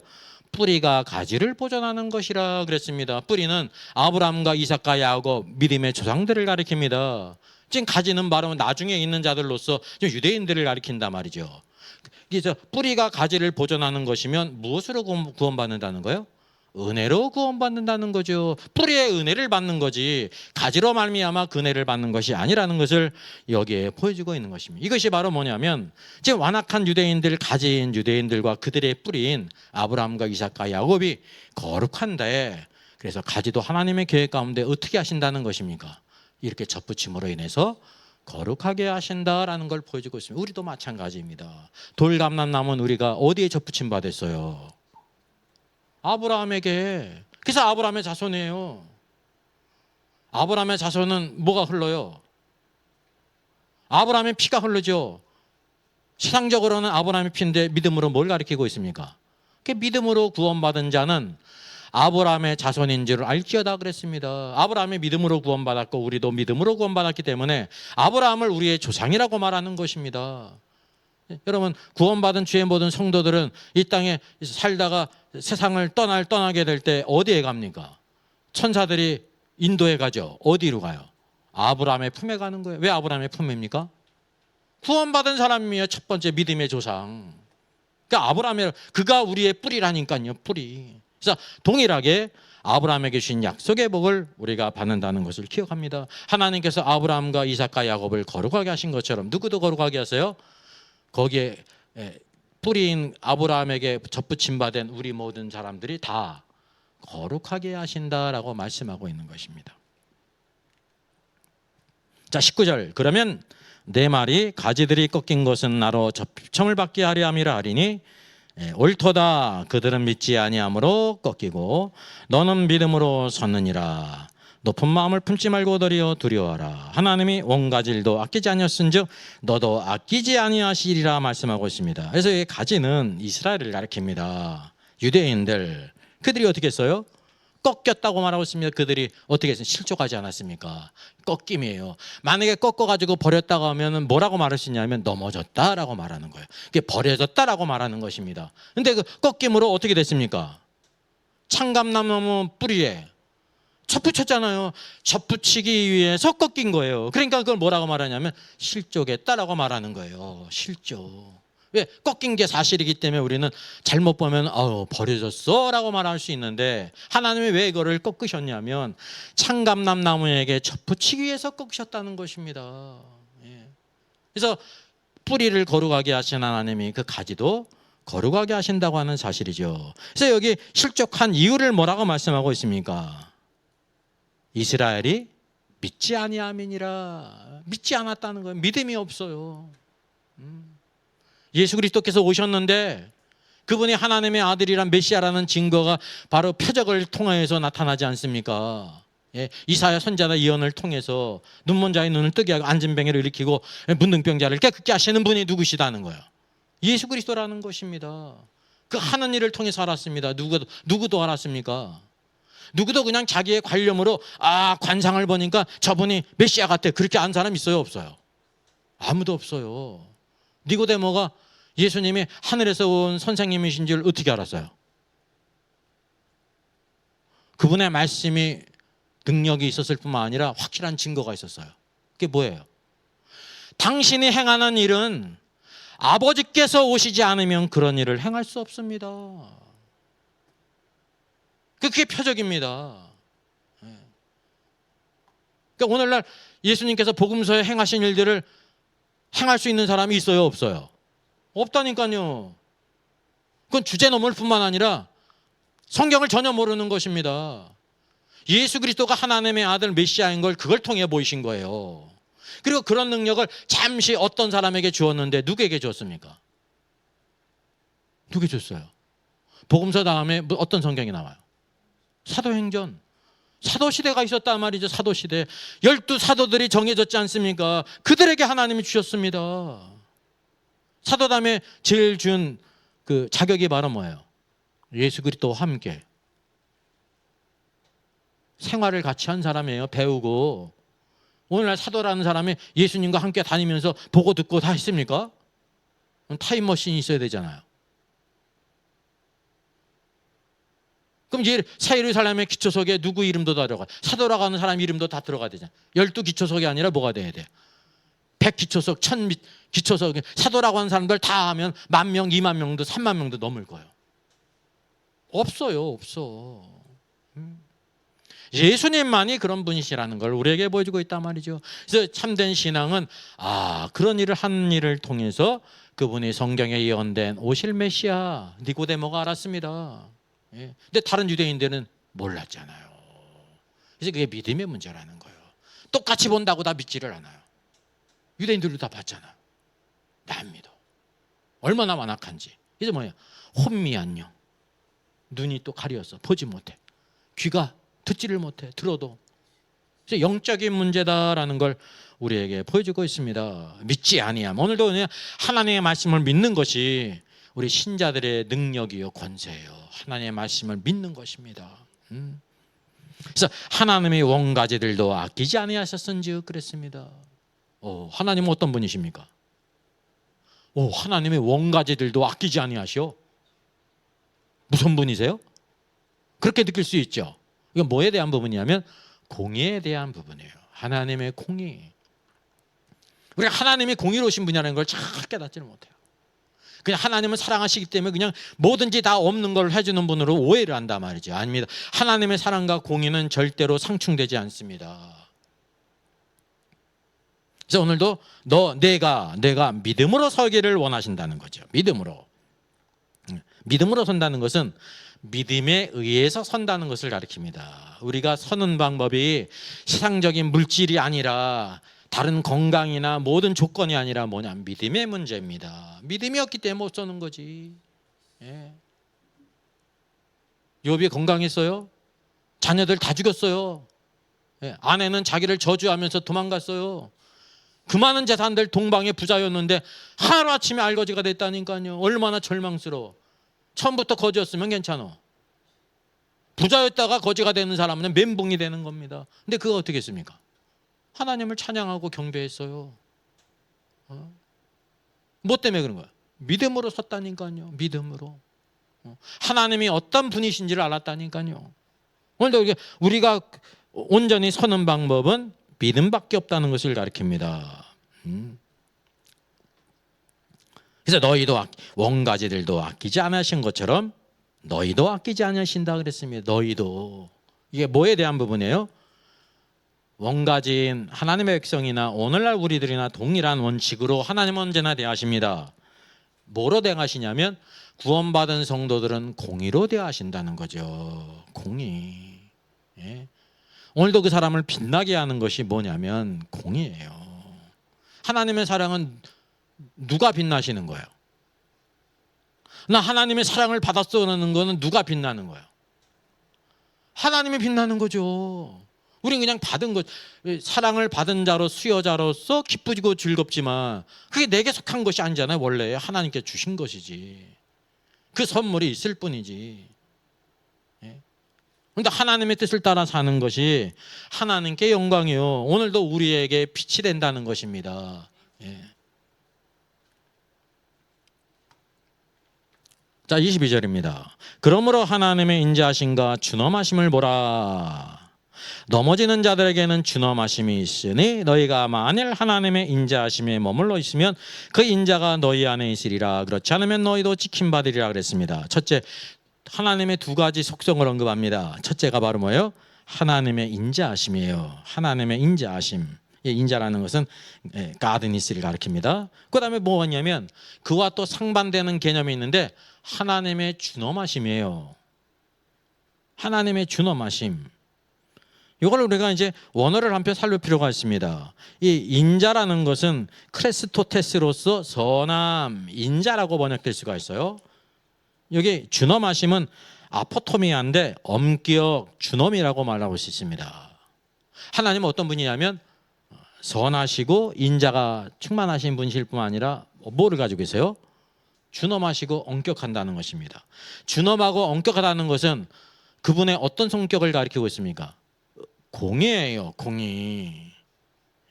하나님이 말씀하신 것을 우리가 지켜 행하는 것이 우리의 공의고 하나님을 존중하는 거예요. 하나님 말씀을 무시하고 지키질 않아요.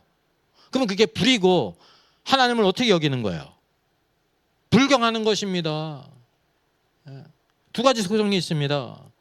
그래서 하나님의 인자하심으로 오늘도 우리가 어떻게 할 수 있다냐면 믿음에 서 있다라고 말하고 있습니다. 그리고 하나님의 인자하심에 머무는 자라고 말하고 있습니다. 근데 하나님의 준엄하심은 누구에게 있다고 말씀해요? 넘어지는 자, 넘어지는 자에게 있다는 거죠. 넘어지는 자가 이제 원래 의미대로 살빈다고 하면 뭐라고 말할 수 있어요? 실족하는 자에게 있다는 거예요. 왜 실족하는 자에게 어미가 있다고 말해요? 실족하면 하나님께서 그들을 어떻게 하세요? 징계하시잖아요. 징계는 뭐의 문제예요? 하나님의 어미의 문제예요. 공의의 문제라는 거죠. 그래서 사람이 볼 때 이 돌감람나무 가지가 어떻게 됐습니까? 꺾였잖아요.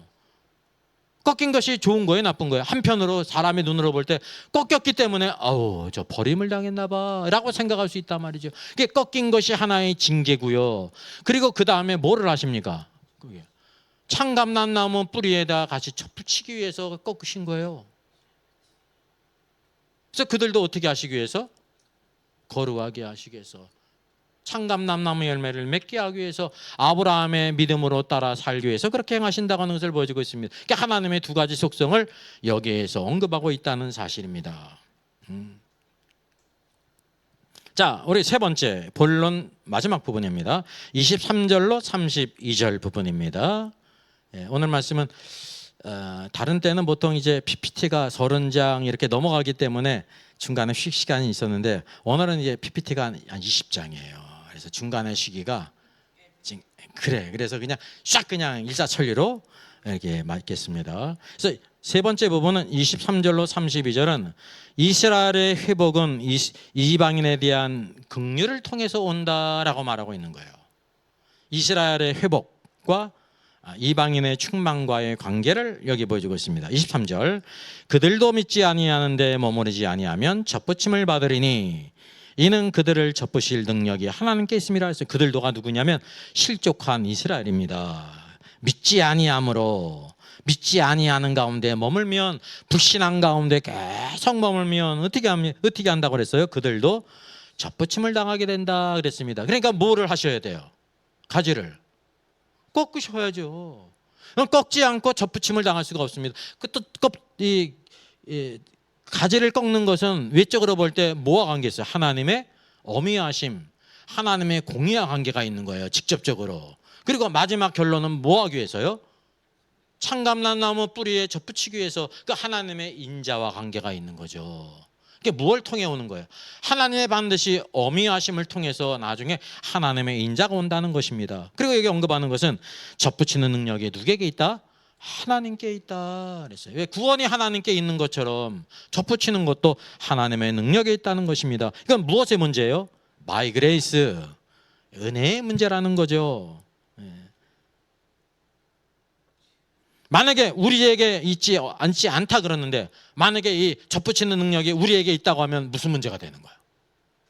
By works, 행위로 구원받는다는 것이 된단 말이죠. 근데 우리가 접붙일 능력이 있어요, 없어요? 없어요. 하나님께 있단 말이죠. 그래서 이 문제는 행위의 문제가 아니라, 우리의 행위의 문제가 아니라 하나님의 하심의 문제, 은혜의 문제다라는 것을 말씀하고 있습니다. 자, 24절입니다. 내가 웡 돌감람나무에서 지킴을 받고 본성을 거슬려 좋은 감람나무에 접붙임을 받았으니 웡가지인 이 사람들이야 얼마나 더 자기 감람나무에 접붙임을 받으랴라고 말하고 있습니다. 이제 내가가 누구냐면 로마의 성도들이에요. 이방인이었다가 이제 이스라엘의 그 완악함으로 인해서 복음을 받아서 구원받은 성도 교회들, 내가 원 돌감람나무에서 지킴을 받고 그랬어요. 이방인들은 원래 다 어느 감람나무에 있었어요?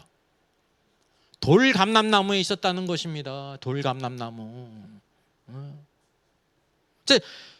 원 돌감나무에서 지킴을 받았다는 것입니다. 지켜야 어떻게 돼요? 지켜야 창감람나무에 접붙임 받는 거죠. 믿음의 조상이 누구예요? 아브라함, 이삭과 야곱의 하나님이기 때문에 이 창감람나무 뿌리에 접붙임을 우리가 받은 거예요, 영적으로. 이게 비유라 말이죠. 그래서 그 모든 축복들과 은혜를 받음으로 인해서 우리가 뭐를 열게 해요? 이전에는 돌감람나무 열매를 열었는데 창감람나무 열매를 얻게 됐다는 거예요. 우리도 이렇게 되지 않았습니까? 그런데 그럼 원가지인 이스라엘 사람들은 어떻게 될 것인가 라는 것입니다. 원가지. 이 원가지는 어떻게 됐어요? 완악한 가운데 있는 실족한 유대인들이죠. 그들이 원가지예요. 원가지. 지금은 하나님의 어미하심으로 인해 꺾였습니다. 가지가 꺾였어요. 실족한 이스라엘 사람들을 가리킵니다. 하나님께서 그들을 꺾으심으로 인해 가지고 어디에 또 붙이신다는 것입니까? 얼마나 더 자기 감람나무에 젖붙임을 받겠는가 그랬습니다. 우리도 돌감람나무 가지였다가 창감람나무의 젖붙임으로 인해 가지고 열매를 맺었는데, 원가지인 그들이 완악한 가운데 돌감나무 열매를 맺었는데 그들이 꺾여서 다시 젖붙임을 맡았겠다고 하면 얼마나 더 많은 좋은 열매를 맺겠느냐라는 것이에요. 그래서 하나님의 구원이 이방인이나 유대인에게는 동일하게 은혜로 임하심을 우리에게 보여주고 있단 말이죠. 25절입니다. 그리하여 온 이스라엘이 구원을 받으리라 그랬어요. 완악한 실족한 유대인들이 다시 젖붙임을 받아서 구원받게 될 때 온 이스라엘이 구원을 받으리라. 네? 기록된 바 구원자가 시온에서 오사 야곱에게서 경건하지 않은 것들을 도리시키겠고 내가 그들의 죄를 없이 할 때 그들에게 이루어질 내 언약이 이것이라 함과 같으니라 그랬습니다. 성경에 뭐가 나올 때 박수를 팍 쳐야 된다 그랬어요? 기록된 바. 예수님께서 마귀의 시험을 받을 때 어떻게 하셨어요? 기록된 바. 이게 성경의 가장 중요한 부분입니다. 여기도 기록된 바 구원자가 시온에서 오사. 어느 성경의 예언이에요? 이사야 59장 20절의 예언의 성취예요. 이렇게 이사야가 예언했습니다. 여호와의 말씀이니라. 구속자가 시온에 임하며 야곱의 자손 가운데서 죄가를 떠나는 자에게 임하리라 그랬습니다. 예. 야곱의 자손들 가운데 죄가를 떠나는 자. 그러니까 야곱의 자손들 가운데 뭐가 있었다는 거예요? 죄가가 있었다는 거예요. 죄로 말미암아서 완고한 자, 버려진 자가 있었다는 거예요. 그들이 결국 어떻게 된다는 거예요? 죄가에서 떠나는 자에게 구원이 시온에서 그들에게 임한다. 완악한 유대인들이 구원을 받는다라는 예언이 바로 사도 바울이 오늘도 신약 시대에 있어서 완고한 유대인들의 그 상태를 보면서 막 고민하게 될 때, 하나님께서 그들을 버리지 않는다. 하나님이 허락하지 않는다. 그래서 이런 모든 말씀을 통해서 하나님은 완전한 구원을 이신다는 것을 깨달았단 말이죠. 네. 또 두 번째 말씀 기록된 바 이사야 27장 9절 말씀이에요. 야곱의 불의가 속함을 얻으며 그의 죄 없이 함을 받을 결과는 이로 말미암이나니 곧 그가 제단의 모든 돌을 부서진 횃돌같이 같게 하며 라고 말하고 있습니다. 야곱의 불의가 다 속함을 얻는다는 거죠. 그의 죄 없이 함을 받을 그날이 온다는 것입니다. 이거를 바로 사도 바울이 성령으로 말미암아 깨달았다는 것입니다. 이 모든 것을 이사야를 통해서 하나님이 예언하셨단 말이죠. 그래서 오늘날 이스라엘 가운데 얼마가 완고한 가운데 실족했습니다. 그래서 저들이 버림을 당했는가라는 의문을 가질 수가 있죠. 그러나 이방인의 구원을 받고 이방인의 충만한 수가 들어오게 될 때 실족한 이스라엘이 그들에게 무엇이 일어나요? 질러시, 질투가 일어나서 그들이 다시 창감람나무에 젖붙임받은 것처럼 새 생명을 얻을 것을 말씀했단 말이죠. 여기에 중요한 것이 있습니다. 이사야 스가랴서 12장 10절 14절 내가 다윗의 집과 예루살렘 주민에게 은총과 강구하는 영을 부어주리니 그들이 그 띠린 바 그를 바라보고 그를 위하여 애통하기를 독자를 위하여 애통하듯 하며 그를 위하여 통곡하기를 장자를 위하여 통곡하듯 하리로다. 그날에 여호와 예루살렘에 큰 애통이 있으리라. 그래서 그날이 어떤 날입니까? 여호와의 날. 예수 그리스도께서 영광 가운데 재림하시는 날. 그의 발이 어디에서요? 감람산 동편에서요. 누가 다 바라봅니까? 유대 땅에 있는 모든 유대인들이 다 바라볼 거 아닙니까? 2000년 전에 십자가에 돌아가신 그 예수님이 이단자가 아니라 하나님의 아들 메시아였구나. 저분이 바로 영광 중에 오시는 하나님의 아들이시구나. 그래서 회개하고 돌아온단 말이죠. 회개하고. 누가? 완악한 가운데 있던 유대인들. 구약의 율법을 지키면서 경건하지만 완악한 가운데 있던 유대인들이 그때 회개하고 돌아와요. 인격적인 모든 과정이 다 거쳐야 되는 거예요. 하나님께서 그들을 회복하신다고 그래가지고 아무 감동도 없고 회개도 없어? 회개가 없는데 구원받을 수 있어요? 없어요? 없죠. 그들이 애통하면서 회개한다는 것입니다. 주님이 뭐를 보여줬어요? 주민에게 은총과 강구하는 영을 부어주리니, 그러면서 그들이 회개하고 돌아올 때 하나님께서 뭐를 내리세요? 이른 비를 내리세요? 늦은 비를 내리세요? 늦은 비를 그때 내리시는 거입니다. 이른 비는 언제 내리셨습니까? 오순절 성령 사도행전 2장에 교회에 내리신 것입니다. 늦은 비는 누구에게 내리는 거예요? 많은 지도자들이, 교회 설교자들이 늦은 비가 있으니까 분명히 이른 비는 오순절 성령이 임하셨다는, 지금이 마지막 때니까 하나님께서 또 늦은 비 성령을 또 주실 거야. 제2의 성령이 있어요, 없어요? 교회가 없죠. 만약에 교회가 또 성령을 받아야 된다고 하면 뭐가 되는 거예요? 오순절 때 받은 성령이 뭐예요? 반쪽짜리 성령이라는 거예요? 아닙니다. 완전한 성령입니다. 누가 아직 성령을 못 받았냐면 완악한 유대인들, 회개하고 돌아올 자들이 아직 성령을 못 받았잖아요. 그래서 완벽하게 그들이 회개하고 돌아올 때 성령을 주시는 거예요. 하나님의 구원의 완성이 여기에 있다는 것을 우리가 보게 되는 것입니다. 자, 실족한 이스라엘의 두 가지 방면입니다. 아직 이 말씀을 우리가 잘 구별할 필요가 있습니다. 말씀을 상고해야 이런 것을 알 수 있어요. 28절, 복음으로 하면 그들이 너희로 말미암아 원수된 자요, 택하심으로 하면 조상들로 말미암아 사랑을 입은 자라. 그들이 누구예요? 복음으로 하면 그들이 누구예요? 완악한 유대인들, 실족한 유대인들. 너희로 말미암아가 누구예요? 너희가 로마에 있는 성도들, 교회를 가리키는 것입니다. 그래서 복음에 관하여 너희로 인하여, 믿음으로 구원받은 성도들로 인하여 이 완악한 유대인들은 어떤 사람이라는 거예요? 원수된 자라는 거예요. 왜 원수된 자입니까? 유대인들이 그리스도인들을 어떻게 여깁니까? 원수로 여기잖아요. 사도 바울을 제일 많이 핍박했던 무리들이 이방인이에요, 유대인이에요? 유대인이에요, 유대인. 원수니까 복음 안에서 원수다 말이죠. 교회를 원수로 대한다는 것입니다. 근데 그들은 또 두 가지 면이 있습니다. 그 이면이, 택하심으로 하면, 택하심이 누구에게 속했죠? 하나님께 속했잖아요. 택하심으로 하면 그들이, 완악한 유대인들이 누구로 인하여? 조상들로 인하여. 그들로 인하여가 아니에요. 조상들 아브라함과 이삭과 야곱으로 인하여 어떤 자라? 사랑받는 자라. 이 정반대의 두 가지 모습을 가지고 있어요. 복음 안에서 완고한 유대인들은 원수예요. 근데 택하심 안에서 조상들로 인해서 뭐예요? 사랑을 받는 자라니까요. 사랑을 받는 자들.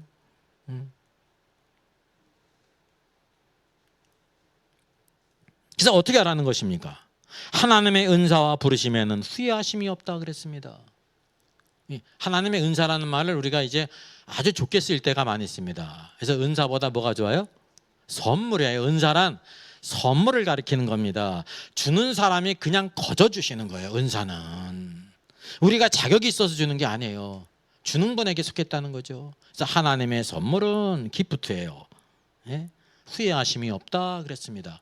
또 무엇도 후회하심이 없다는 거예요. 뭐를 말하기 위해서 그런 거냐? 하나님의 부르심에도 후회하심이 없다. 왜 이 말을 언급했을까요? 맨 처음 누구를 부르셨어요? 유대인을 부르셨잖아요. 실족한 유대인이 있죠. 사도 바울이 얼마나 고민했습니까? 고통스러워했습니까? 하나님은 그들은 구원에서 떨어져 놨습니까? 어찌 되는 것입니까? 깨달았잖아요. 하나님이 허락지 아니하신다. 그러니까 하나님의 부르심에 후회가 있어요, 없어요? 없어요. 만약에 하나님의 부르심에 후회가 있다고 하면 누구는 구원 못 받아요? 완악한 유대인들은 구원을 받을 수가 없어요. 그래서 하나님의 부르심에는 후회하심이 없다라고 말하고 있습니다. 하나님이 말씀하신 거를 후회하는 적이 있으세요, 없으세요? 내가 그거 잘못 말했는데. 후회하시는 적 있어요? 내가 너무 큰 복을 얘기했네. 좀 줄여야 되는데 이미 다 써버리고 말았어. 후회하시는 적이 있어요, 없어요? 없다 말입니다. 하나님의 말씀은 기쁘고 즐겁고 영광스러운 말씀이라는 걸 우리가 깨달을 필요가 있습니다. 자, 마지막 이제 본론 마지막 부분입니다. 30절, 32절. 너희가 전에는 하나님께 순종하지 아니하더니 이스라엘이 순종하지 아니함으로 이제 긍휼을 입었는지라. 이와 같이 이 사람들이 순종하지 아니하니 이는 너희에게 베푸시는 긍휼로 이제 그들도 긍휼을 얻게 하리라 하심이라. 하나님의 모든 사람을 순종하지 않은 가운데 가두심은 모든 사람에게 긍휼을 베풀려 하심이라라고 말하고 있습니다.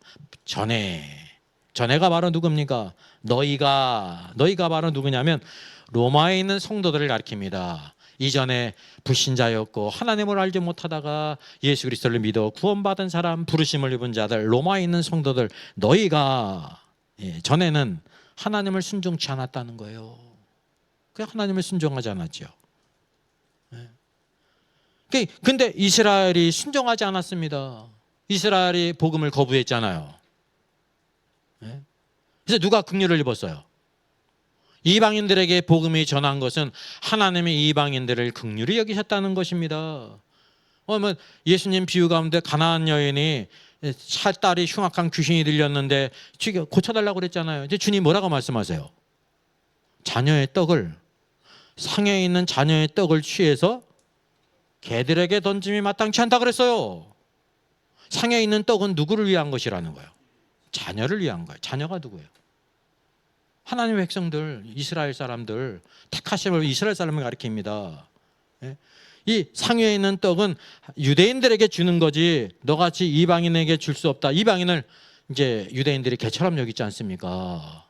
그러니까 이게 얼마나 시험되는 일이에요, 여인이. 근데 여인이 뭐라 그래요? 주님 옳습니다. 옳대. 왜 옳은지도 알았어요. 주인의 상에 있는 떡을 달라는 게 아니라 개들도 주인의 상에서 떨어지는 부스러기를 먹지 않습니까? 주님, 저는 이방인으로서 부스러기를 달라는 것입니다. 부스러기만 있어도 내 딸이 낳을 수 있습니다. 그 믿음이 작은 믿음이에요, 큰 믿음이에요? 작은 것을 줘도 이룰 수 있는 믿음이 큰 믿음이에요. 그래서 주께서 뭐라고 그랬어요? 내 믿음이 크도다. 오늘도 이 떡이 누구에게로 향했습니까? 하나님의 백성들, 자녀들이 완악하고 거부함으로 인해서 이방인에게 하나님의 긍휼이 임했다고 하는 사실입니다. 이방인이 하나님의 긍휼을 입어서 복음이 전해지고 구원받았어요. 루디아가 그랬고 모든 주의 성도들, 빌립보 간수가 그랬고 다 구원을 받았단 말입니다. 그러면 너희에게 교회에 긍휼을 베푸셨는데 중요한 것은 그들도 이스라엘 백성들, 완악한 이스라엘 백성들, 그들도 어떻게 된다는 것입니까? 하나님의 긍휼을 입는다는. 너희도 하나님의 긍휼을 입었던 것처럼 완악해서 실족한 유대인들도 하나님의 긍휼을 입는다 그랬습니다. 그래서 하나님의 모든 사람을 순종치 않은 가운데 두신 이유가 있어요. 그래서 모든 사람들이 불순종하는 것이 하나님의 책임이라는 뜻이 아니에요. 이게 쉽게 얘기를 하면 이 말씀을 보고 내가 하나님 믿지 않고 복음 믿지 않고 불순종하는 게, 우리 성도들도 마찬가지. 내가 하나님 불순종하는 게 누구 때문이야? 모든 사람을 순종치 않음에 두셨기 때문이네. 나는 하나님 말씀에 순종하려고 했는데 하나님이 나를 불순종하는 그 자리에 두셨네.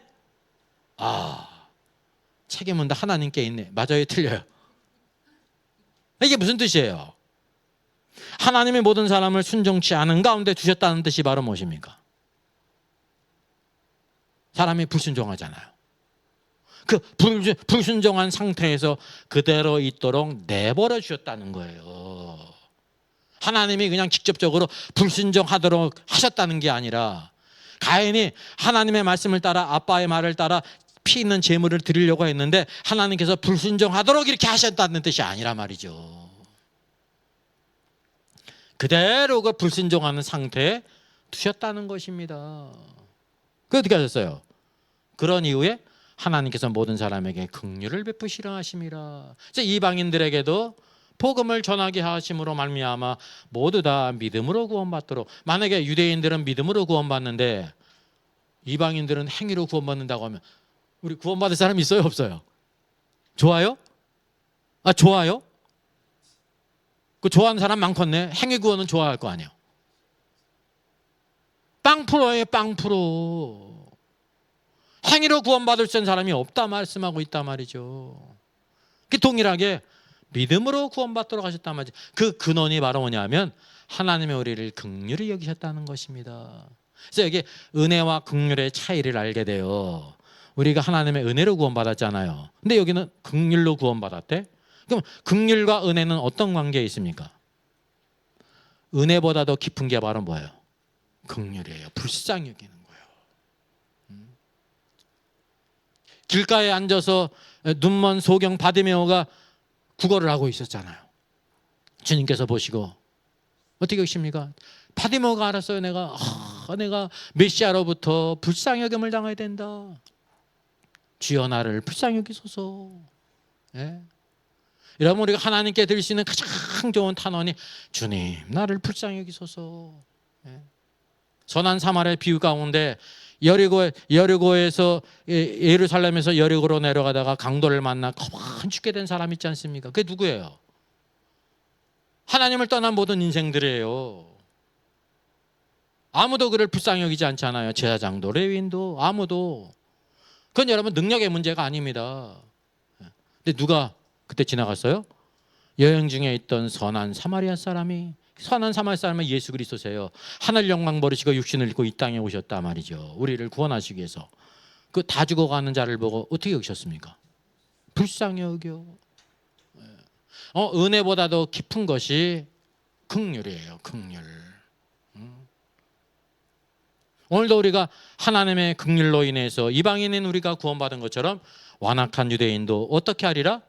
긍휼하심을 입어 그들도 구원함을 얻으리라 라고 말씀하고 있습니다. 하나님의 긍휼, 하나님의 놀라우신 속성을 우리에게 보여주고 있는 것입니다. 자, 오늘 마지막입니다. 로마서 11장의 결론이에요. 11장의 결론이 바로 뭐냐면 하나님의 그 선택에 대해 한 선택을 찬양하는 것입니다. 깊도다 하나님의 지혜와 지식의 풍성하며 그의 판단은 헤아리지 못할 것이며 그의 길은 찾지 못할 것이로다. 누가 주의 마음을 알았느냐? 누가 그의 모사가 되었느냐?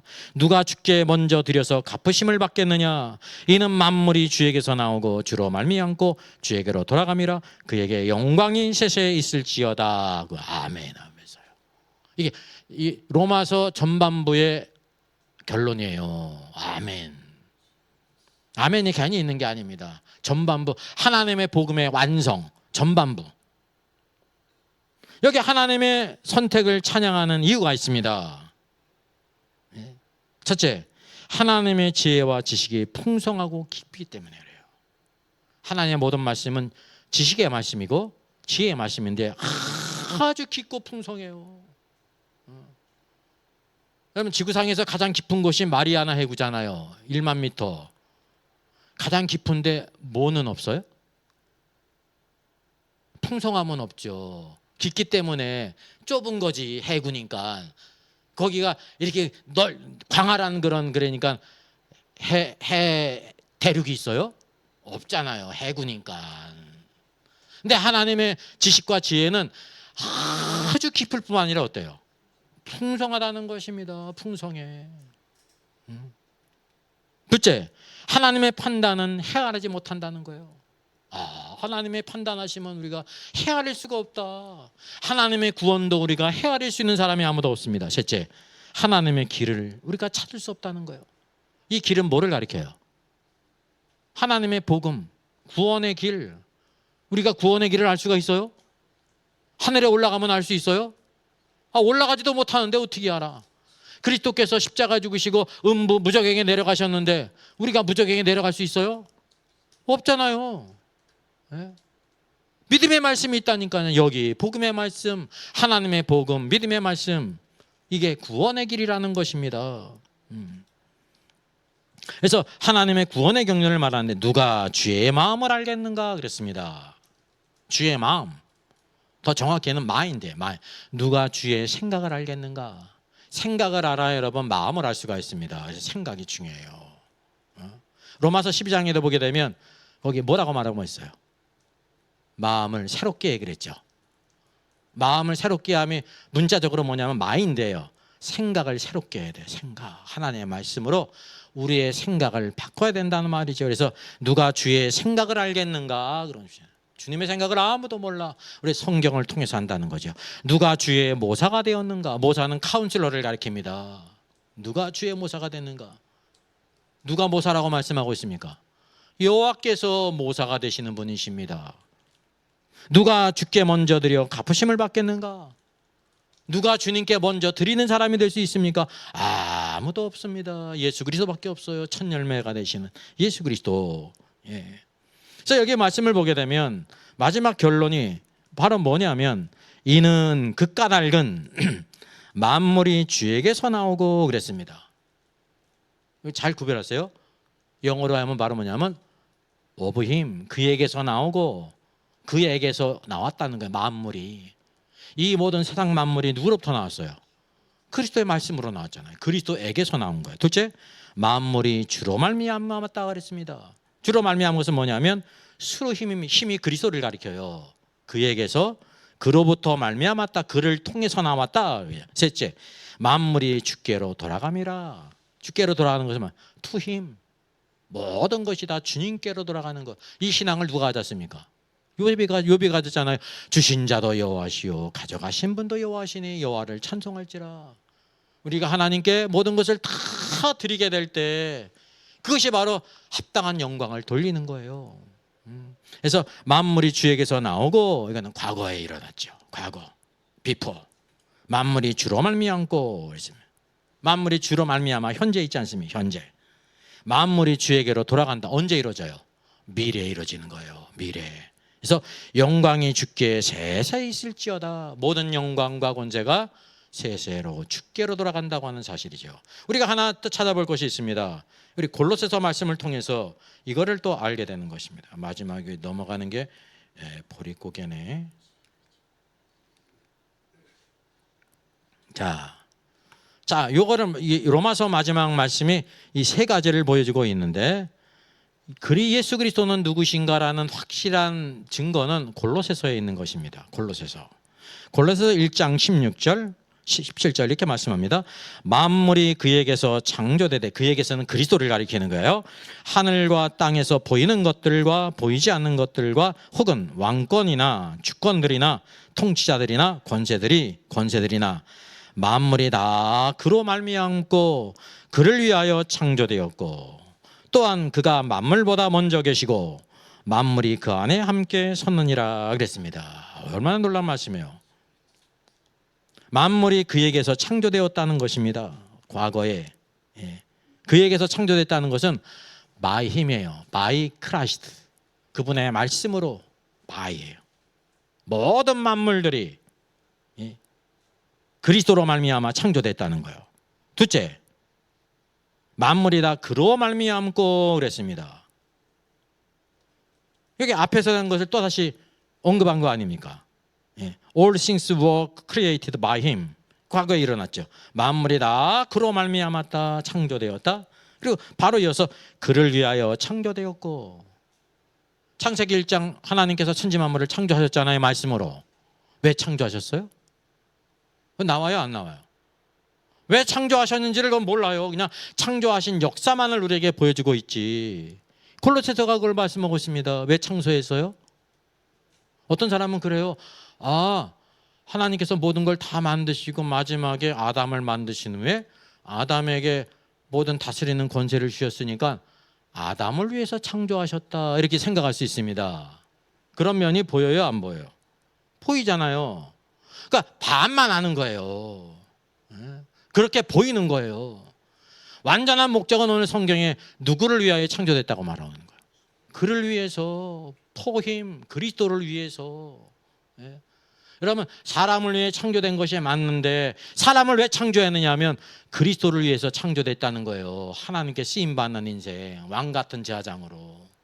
이거를 알아야 된다는 거죠. 사람을 위한다. 하나님이 전적으로 사람을 위한다는 것은 그러니까 맞는 것 같으면서 인본주의가 되는 거예요. 하나님이 우리 사람을 위하세요, 안 하세요? 위하시죠. 근데 결국은 어떻게 하시는 거예요? 그리스도를 위해서.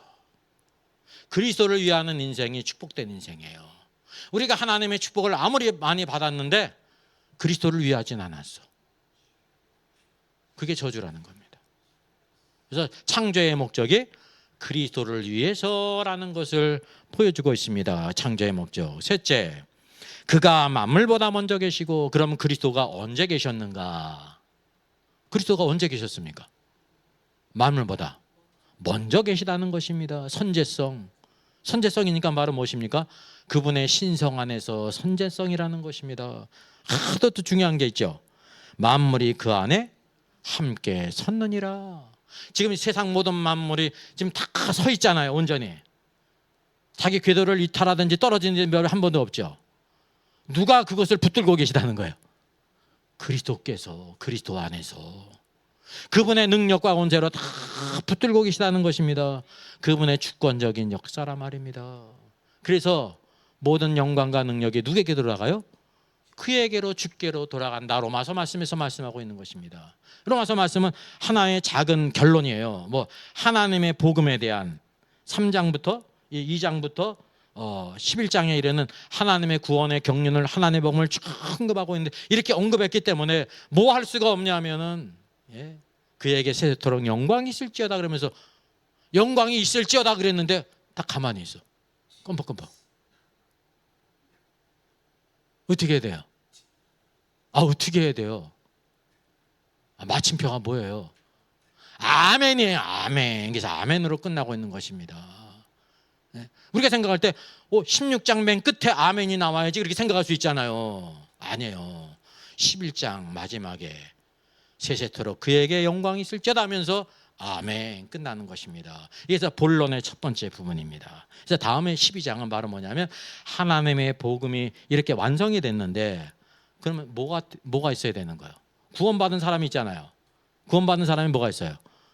합당한 교회 생활을 어떻게 할 것인가가 12장의 주제입니다. 외적으로 보면 그게 교회 생활인지 뭔지 우리가 잘 모를 수가 있습니다. 교회 생활의 내적인 역사라는 거죠. 그래서 그 시작이 변화를 받는 거예요. 변화를 받아. 뭐가? 생각이 변화를 받아야 돼요.